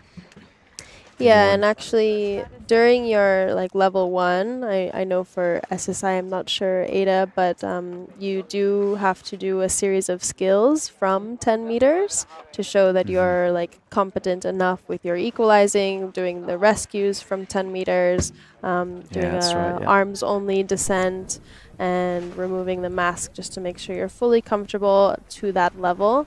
And then after you are signed, you are permitted to do the 25 meters. Yeah, that's right. Similar for ADA, I think the requirement for ADA 2 course, which is sort of the first beginner course where there is a requirement for depth and in the pool and stuff, is 12 meters. And similarly, you have to do a rescue between 5 and 10 meters. So, yeah, I would say that's a good beginning spot, and that hopefully you guys can understand where these guys are going, because that's beginner 10 meters. This guy, you know, even go just there 60, and then world records of 130 meters plus. So it's a whole different game. Yes, yes, it's very, very intense, these depths that the divers are going. And then yeah, so if you haven't taken a course, or if you're just scuba right now and you're interested in doing freediving, definitely give it a try. It's totally different world. I actually started out scuba diving and I was going for my master's, but then I started freediving more, and my family comes from some freedivers, spear fishermen, and then I just fell in love with it so much. Yeah, scuba, I actually get a little bit bored sometimes. 4 minutes. Yeah, it's too slow. Yeah, Yeah. too slow. I like to come back up and go down, be a little crazy fish myself. Yeah, it's a different interaction, isn't it? You know, scuba is great for actually the really small stuff, and like you're looking at the reef, you see the little, what are they called? Those little sea dragon things, nudibranchs. Nudibranchs, yeah. Like stunning, right? Yes. So with scuba you get that, but actually I find that with freediving you can get really beautiful interactions with the bigger like sea mammals and maybe sharks and stuff like that. So yeah, different stuff. Yes, and then when you are interacting with the wildlife, freediving, usually you have slightly better experiences as far as how the animals react to you. Scuba, you have like lots of bubbles and lots of equipment and the big shiny tank and everything, so for a lot of animals it's more daunting. But as a freediver, you look very natural and you're not producing any bubbles, you're very quiet, so the animals feel more approachable to you, which can be very incredible. Yeah, no, that's right. They're not getting scared off, eh? So quite excited to see Vanessa's dive here. Actually, Diveye is working, and I think she dived the last day of the first act, right? Yes. Yes. I haven't seen her dive yet from this position, so looking forward to it. Okay. Yes, yes. So she has received just white cards, and she's been doing very, very good. She's been increasing her depth by about 2 meters, I believe, each dive. And she's been enjoying it very much. Yeah, some more questions about freediving and yeah, the best thing you guys can do is, if you're interested, is take a course. You know, that is absolutely the best thing to do, and there's plenty of critical skills that you need to learn. And I mean, me and Elliot here could talk about equalization for weeks if we wanted to, but yes, maybe I would just encourage you to go and take a course and do it that way. It would be probably less boring for everyone as well. Yes, yes. And then the nice thing is that because all the agencies have fairly similar guidelines and structures, and the end goal is essentially the same, you can find your own little niche within the niche of freediving. So if you really are loving seeing no fins here or monofin or something, usually the agencies have a particular specialty that you can go into and study further in that. Of course, there's equalization in every single level you do, because as you dive deeper, your equalization techniques actually change a little bit. So even if you're doing just purely Frenzel and going to 30 meters, once you start going past, then there's more techniques, more things that you kind of have to add on additionally that you may not realize as a novice freediver. Yeah, exactly. Mouthful is a very advanced technique, and actually it's something you should learn when you already have a really good grasp of Frenzel and you have a good grasp of the pressures and have adapted your body a little bit to depth before you go charging down, you know? Yes, correct. Because that's how you can get a squeeze, and you know there are some dangers. So you want to make sure that you've got a little bit of skill behind you before you doing stuff like that. 5, Yes. Yes. So as we've seen Vanessa in her previous dives, she is, I think, the only athlete here that is wearing a normal freediving mask. So this covers her nose completely. So she is having to pinch her nose with her hand to do the equalization, but as well equalize the air spaces in the mask. This mask you do not fill with water. Yeah. So she's got to equalise that mask as well, which, you know, for where she's diving to, I think it's kind of fair enough. But you know, after 60, 70 meters, it becomes incredibly difficult to equalise a mask, and it's just this extra airspace that you have to equalise, which for a lot of divers is, you know, they'd rather just not, just do it at the nose clip. Yes. Yes. But, Okay. I mean, Looking. it's her second competition. She's been diving for, I think like 8 months or something. So it's unbelievable, you know. Yes, yes, exactly. She's been progressing very, very well. Look at that, going into the free fall right around 38 meters. Looking really relaxed. So she's announced it as constant weight, but she's doing a constant weight bifins kick. In this competition, it will count the same. Doesn't matter. But I think that's a point we've touched on where you can announce constant weight and do a bifin kick, but you're not allowed to announce a bifin kick and do a constant weight kick, because the idea is that you actually do get more propulsion with the dolphin kick, right? So that's why that's... Yes. 1 minute 20.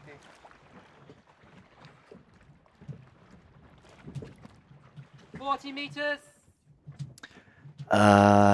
Yeah, good point. If you are thinking about freediving, you know, obviously do it with someone who's certified, do it with someone who's trained, and never do it alone. Ever. Yes. That is critical. #1 rule.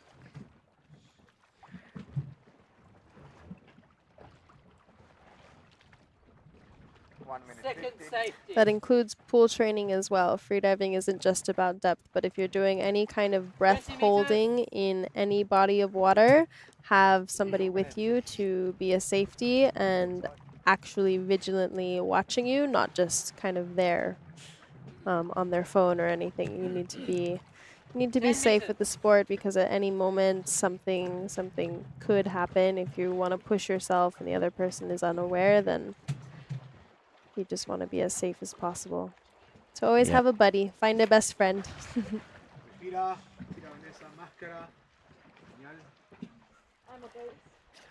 clean as you like. Super fresh on the surface. Too easy. Muy bien. It's all that thin air she's been breathing. Just always in low oxygen environments. She's fine. Okay, she has the tag. Great dive, white card, fantastic. Felicidades, Vanessa. Felicidades, Uruguay. Super. So the neck weight that she's got actually is an Alchemy neck weight, I believe. And correct. Yeah. Actually, I'm a Alchemy affiliate myself, so couldn't recommend their gear more. Love it.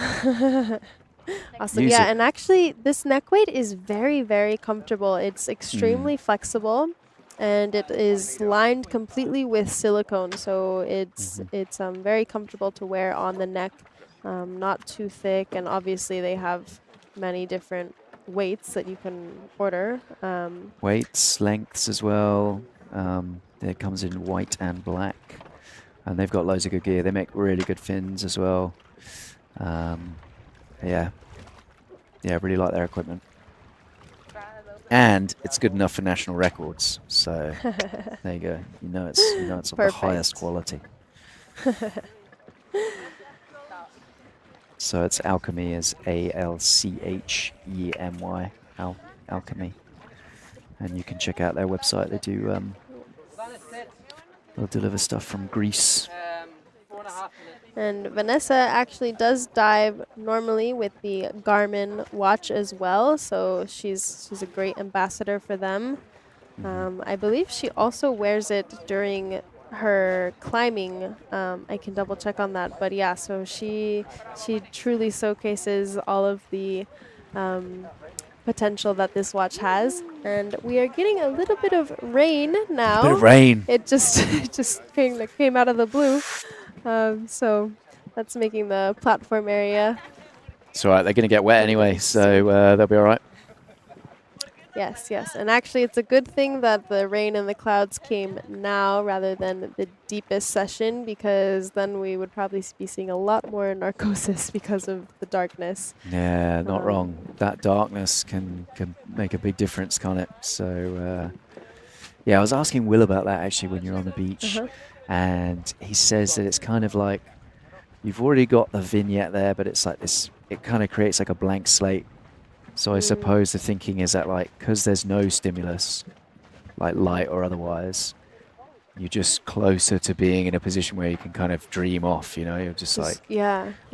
Essentially go into like a REM sleep. Right. Which is actually something kind of interesting. A lot of sleep experiments, like sleep doctors, have adopted freediving practices into those patients to test the different levels of REM or when you slip into REM sleep. So it would be interesting to get some of those medical professionals as well on that side of things to kind of explain more. Probably all to do with different sort of brainwave activity, isn't it? You got like alpha waves, and I know nothing about this, by the way. I've just like just heard a few things, so I'm not. We'll get Yanni on to talk about it. He's the guy. We'll get the brain surgeon on. Yes. Yeah. We have the safeties on the platform enjoying the rain. Feeling good, feeling alive. There's definitely something so doing some dancing. Energetic. The rain dance. Exactly, yeah. Honestly, for me, I love being in the ocean when it's raining. It's such a tranquility that it brings, and I'm gonna scoot a little bit towards you because I'm getting wet. All right, just a little bit. Yeah, I like it too. Actually, it's it looks pretty underneath as well. You get the dappling of the water. Yes. And it looks all the ripples and how it falls. It looks really, really pretty actually. And then of course when you're underneath, it's like so peaceful anyway, right? So you don't really feel you're not getting hit with the raindrops. Yes, and then obviously it smells so delicious afterwards. Yeah. Okay, so we have our next diver enjoying a little pre-shower before her dive, but we have Hu Ming. Hu Ming doing a bifins dive. Yes. And we saw her do a beautiful CNF on the third day. However, on the surface, she had a little struggle. Well, actually, so turns out, basically the safety divers, she reached up for the line early, if you remember, in the dive, like about 15 meters or something, quite early on, and was floating up. But the safeties took it as, you know, she was looking hypoxic or whatever, so they jumped in and they helped her to the surface. She has been told, she complained about it, and they're going to let her dive an extra time because she's going to repeat that dive, I think, because she said I wasn't hypoxic or anything. So okay, awesome. She is going to get another go at that dive because she got a red card. So, but not today. Today she's doing bifins. And her coach there, Anthony, who's just talking with her now from the edge, he did an excellent job of coaching.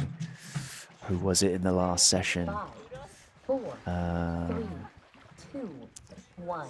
When, yes. Yeah, on his 71 CNF. That was an absolute, masterclass. Yes, coach and someone. resulted in a white card that could have easily been red. So really good coaching by him. Okay, and here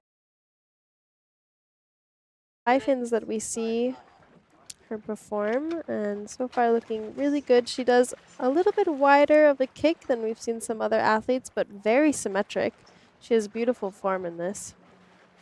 Yeah, stunning with those Sematars as well. They're really nice fins. Okay, so the proper pronunciation is Ho Yi Ming. Ho Yi Ming. Okay, thank you guys so much. Yeah, hopefully we got that right the second time. But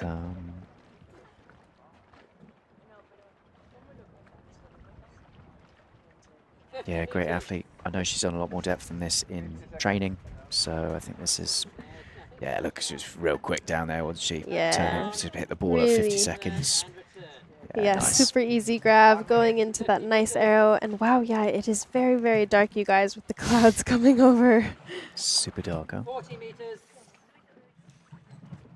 1 minute 10. Yeah, good arrow position, cutting through that water. 30 meters. She has some nice flexibility in her shoulders, so it looks like a very position to hold for her. Yeah, she looks really good here. Berto won't be grabbing her this time, I tell you that. He's eating himself up about that. He's on the surface now. Yes, yes. But, And that is like, that's a good point, actually. The athletes before the competition are able to do official training with the safeties. Some choose to, some choose to not, but it can be very important for the safeties to learn your diving style. Everybody is a little bit different. So That's it. And actually, the safeties didn't really get much chance to see this group of athletes train. And I think on that day in particular as well, there was a bunch of blackouts, and it was the last time of the day. So they were extra prepared, kind of extra on guard. Yeah. Woo! Well done. Congratulations. Another white card. Fantastic. White card. Quick dive. Yes, very, very beautiful bi-finning. She's got more there. For sure. Okay. Yeah, those guys were maybe a little bit on edge, weren't they, from that dive session? They had a lot of blackouts, and I think they were just, ready. So yes, but at least she is able to do kind of a repeat dive for that. Here we have the nice replay, and yeah, you could just see the total darkness it gets to. Very, very dark. Even with the dive light, you can see, but it's just like barely kind of illuminating that line. So it can get pretty intense when it gets that dark for the athletes. I think that would be the only complaint by a majority of the people at Dean's Blue Hole. While the rest of the conditions are absolutely fabulous, pool-like, the darkness does have a big effect. Yeah, it can make a big difference. Question here about, can the initial effort of the recovery breaths trigger or accelerate hypoxia? No. This is why you do recovery breaths, is to prevent hypoxia. So if you come up from your dive and you do your breaths properly, it's only going to help you. It's not going to put you into a more hypoxic state, for sure not. Yes, yes. It reverses the effects immediately, because as you exhale, you're exhaling all of the CO2 that was built up during your dive and recovering all of the O2 that was used up by your muscles to perform the dive. So as soon as you do that gas exchange, I mean, that's a very rapid system that everybody has, every human being has. So as soon as that happens, you recover within a couple seconds. Yeah, and also the way you do the recovery breath by like holding that air in the front of the mouth before is going to build the intracranial pressure. So not only are you reoxygenating the blood, you're pushing freshly reoxygenated blood into the brain, which is the area where you would, which is why you experience a blackout, right? Because you've got low O2 in that part of your body. Exactly. You're pressurizing the input of O2.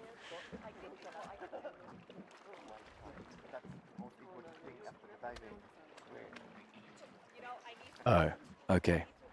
Sorry, I'm just learning about how these guys' names are written. Yes, so thank you for that. Yeah. Yes. Yeah, sometimes we go through a lot of athletes and we have literally so many nationalities here. We have 27 different countries being represented, so it can be a little bit hard depending on your background to know exactly how things are pronounced. So we apologize for any faulty ways of pronouncing the names, but we're trying our best. But thank you for the comments, you guys. Yeah, thanks, guys. We appreciate it. So 2 more divers. Yes, we have Florian and then Birgul coming up to close us off, and both will be going for a CNF dive. So yeah, lots of CNF we've seen today, lots of strong dives. Yeah, pretty good mix. So it's a lot of CNF today, actually. Yes. Lots of CNF. Yes, yes. I mean, maybe that makes sense. I think CNF is not typically people's favorite, so they're probably getting warmed up in the first act, aren't they, with their constant weight or their free immersion dives, and then now they're going to put the CNF dives in once they've warmed up a little bit. Yes, and then for those athletes that are going for maybe an overall score or winning the individual medals for a certain discipline, it's interesting to see how they choose to do which discipline on which day. Obviously, CNF is a very taxing discipline. You're using a lot of your energy, so it may not be wise to do it the very first day because you have a lot of nerves and then you're still feeling the water, getting used to the competition atmosphere. But then also if you push it too far back and then you do all the other disciplines first, you might be overtrained a little bit, overtired, and then still not perform as well. So for the athletes, it is a very important decision when they do what disciplines. And if you have a favorite athlete that you've been following, take a look at that and maybe kind of like get some of their mentality, like, what are they thinking about this, or why did they do it? Yeah. Okay. Yeah, it's a great point. So we just heard that Florian actually will be DNS, so we've got a little bit more time. If you guys have any burning questions, fire them at us now. Yes, and we'll let do us our best. Know. Yes, yes. In the meantime, a little weather update. We now have sun again. The rain was very quick. If we attempt to break a national record, let's say it's 70 meters, but my own target is 75, but then I do a turn at 73 and get a yellow card, will the 73 meters be recorded as the new national record? I believe so. No, because it has to be a white card successful, to be a... Yes, it has to be a successful white card dive in order to get a record. So even if you do, like, technically break the depth record, it's not counted as a clean dive, so therefore the existing record would stay constant. So in order to break a record, it has to be 100% white card, clean dive. So best approach is if the national record was 71 or 70 and you can do 75, just break it 5 times. Just do 71, 72, 73, 74, 75 and get more national records to your name. There you go, job done. Exactly, yes. Just collect the gold medals. Just keep going. Yeah. All right, we're going to head on over to the beach, you guys, for another interview. Hi everyone, it's Francesca back here at the beach at Dienstbuchholz, and Florian Burkhardt of Switzerland is a DNS. That means did not start, so he's going to save his dive for another day. But I am here with a beautiful woman named Vanessa Estol of Uruguay, who just set another national records. Congratulations. Thank you, Francesca. So, is this your favorite discipline, bipins? Yes. At the first was free immersion, but I am doing more bipins now. So since Vanessa has been here, she has set 3 national records. She's had 3 white cards.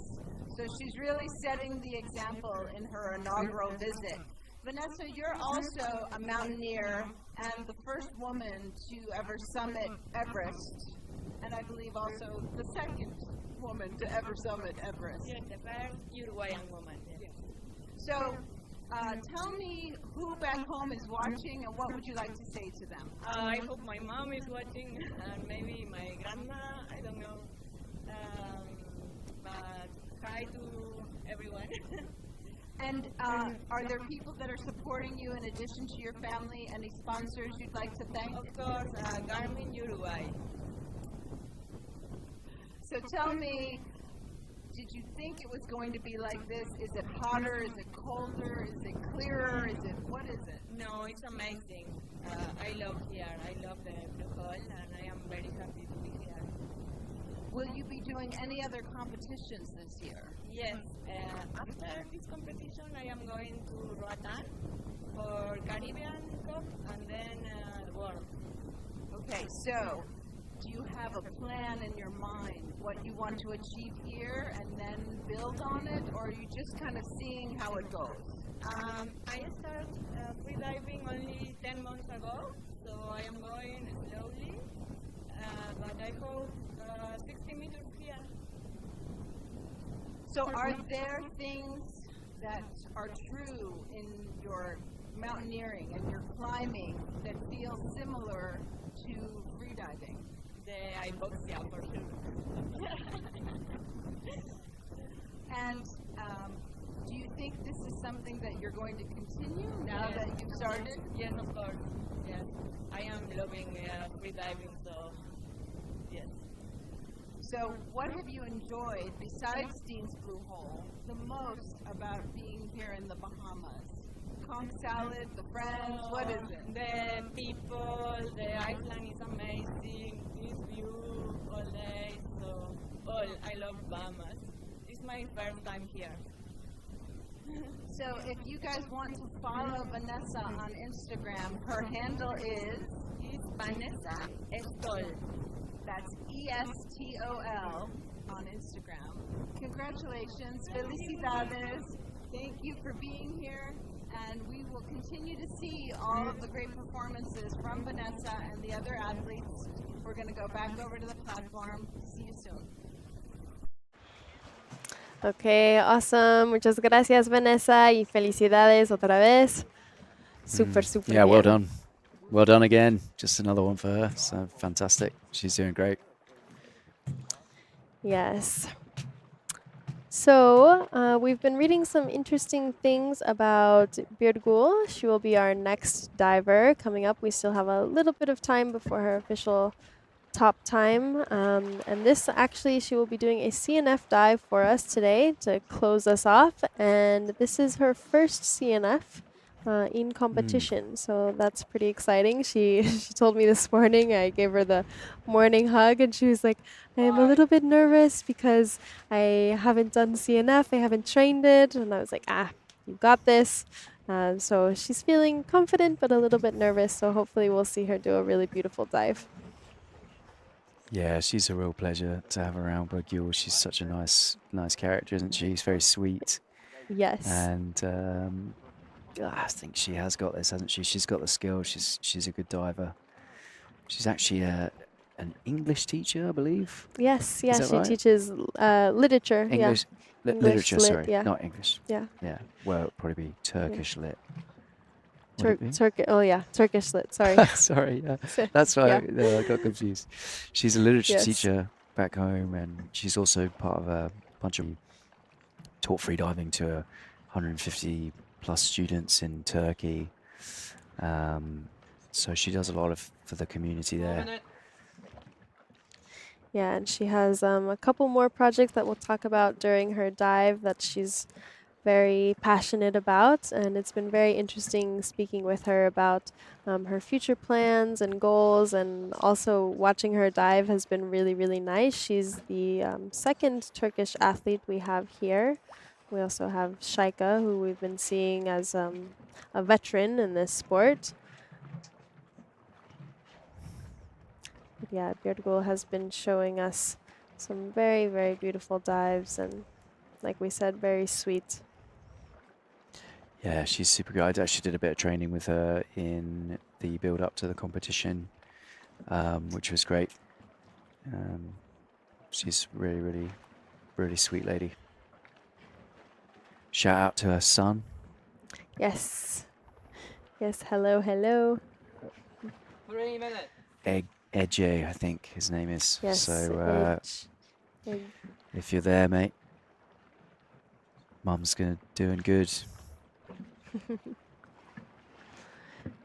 Yeah, it's pretty fun to see when parents are in this sport and performing, and it must be very inspiring for most of the kids out there. I know Claire Paris had her daughter Gigi here, and she was watching and in support. Unfortunately, she had to leave a little bit early due to work, but she was very happy to be supporting her mom and with the family and everything. It's a very communal sport, so Yeah.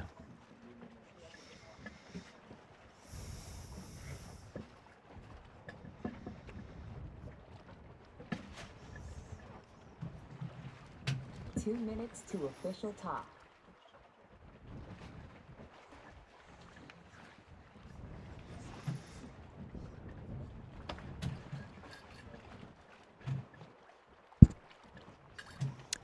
So Berto has a couple of sponsors that she would like us to thank.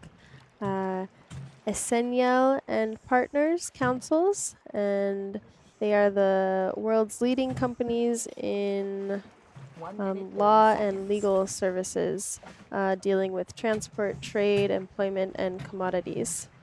So thank you to those guys from Berto, as well as KJ Power Generator.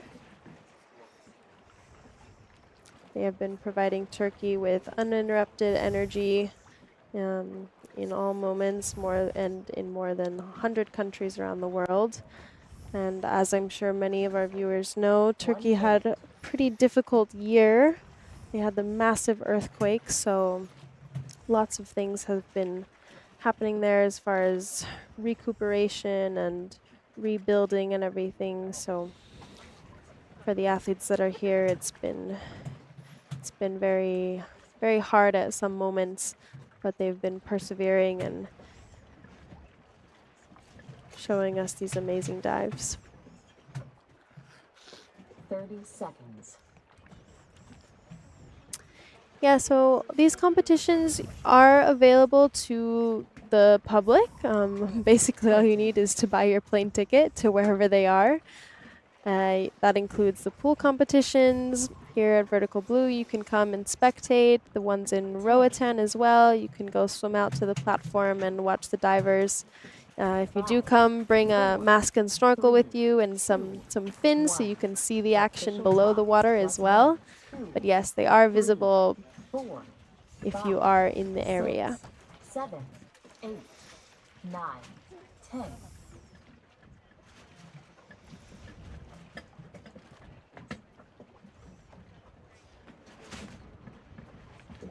20.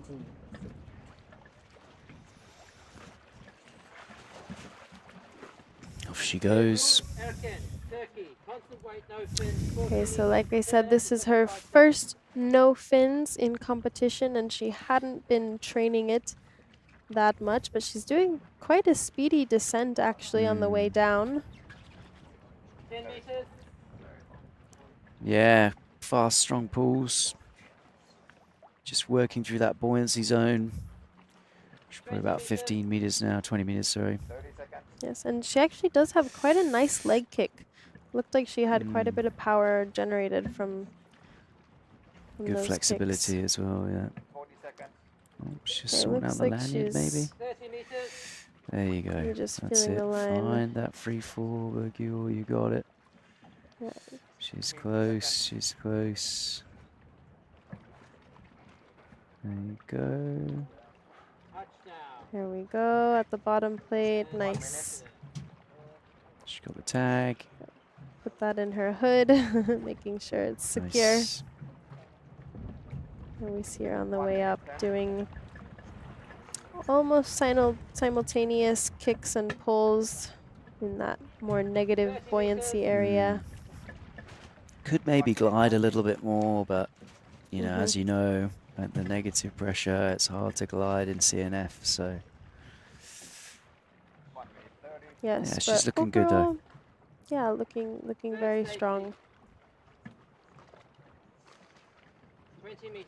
Second safety. 1 minute 40. And then yeah, having this difference in disciplines that she's performing will put her in an overall ranking. She is a bit behind the rest of the competitors as far as making it to the top 3. However, she will get scored for the disciplines. So 10 meters. it is kind of nice as you're just getting into the competition atmosphere to try out all the disciplines and get some scores on the board for everything. See how you feel. One discipline versus the other, and then you can kind of choose a specialty from there. Nice. She did the breaths. She did the signal. She said it. It's looking good, I think.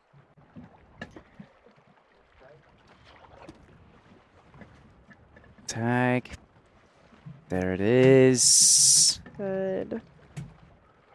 Fantastic. White card. Amazing. Congratulations, Birgul. Yeah, massive Beautiful. congratulations. Great Beautiful dive. job. Yes. First one in competition, not bad, eh? Yes, yes, not bad at all. We've had a few of those. We also saw Tori's debut That's right, CNF yeah. dive, and now we're seeing Birgul's. So the trend is fantastic. catching, guys. That's it, that's it. The CNF train. Awesome. Yeah, a little Cool, so we replay see here. this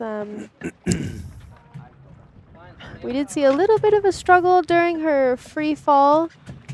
Maybe she lost a little bit of relaxation, but she's well capable of this depth, so it didn't Yeah, need she's to. an 80-meter diver, so I think Yes. you know, she's got it done. Yeah, she has plenty in the gas tank, as we've been saying. Good. She'll be super happy with that. Yeah, great result. Great result for her, and great result to finish off the day. Another white card. Yes. Good session, good finish from everyone on the end there, finishing with a bunch of white cards. So that's really good to see. Yes, really good to yes. see. Yeah, so we're about even. 3 white cards, 1 yellow, and 2 red cards.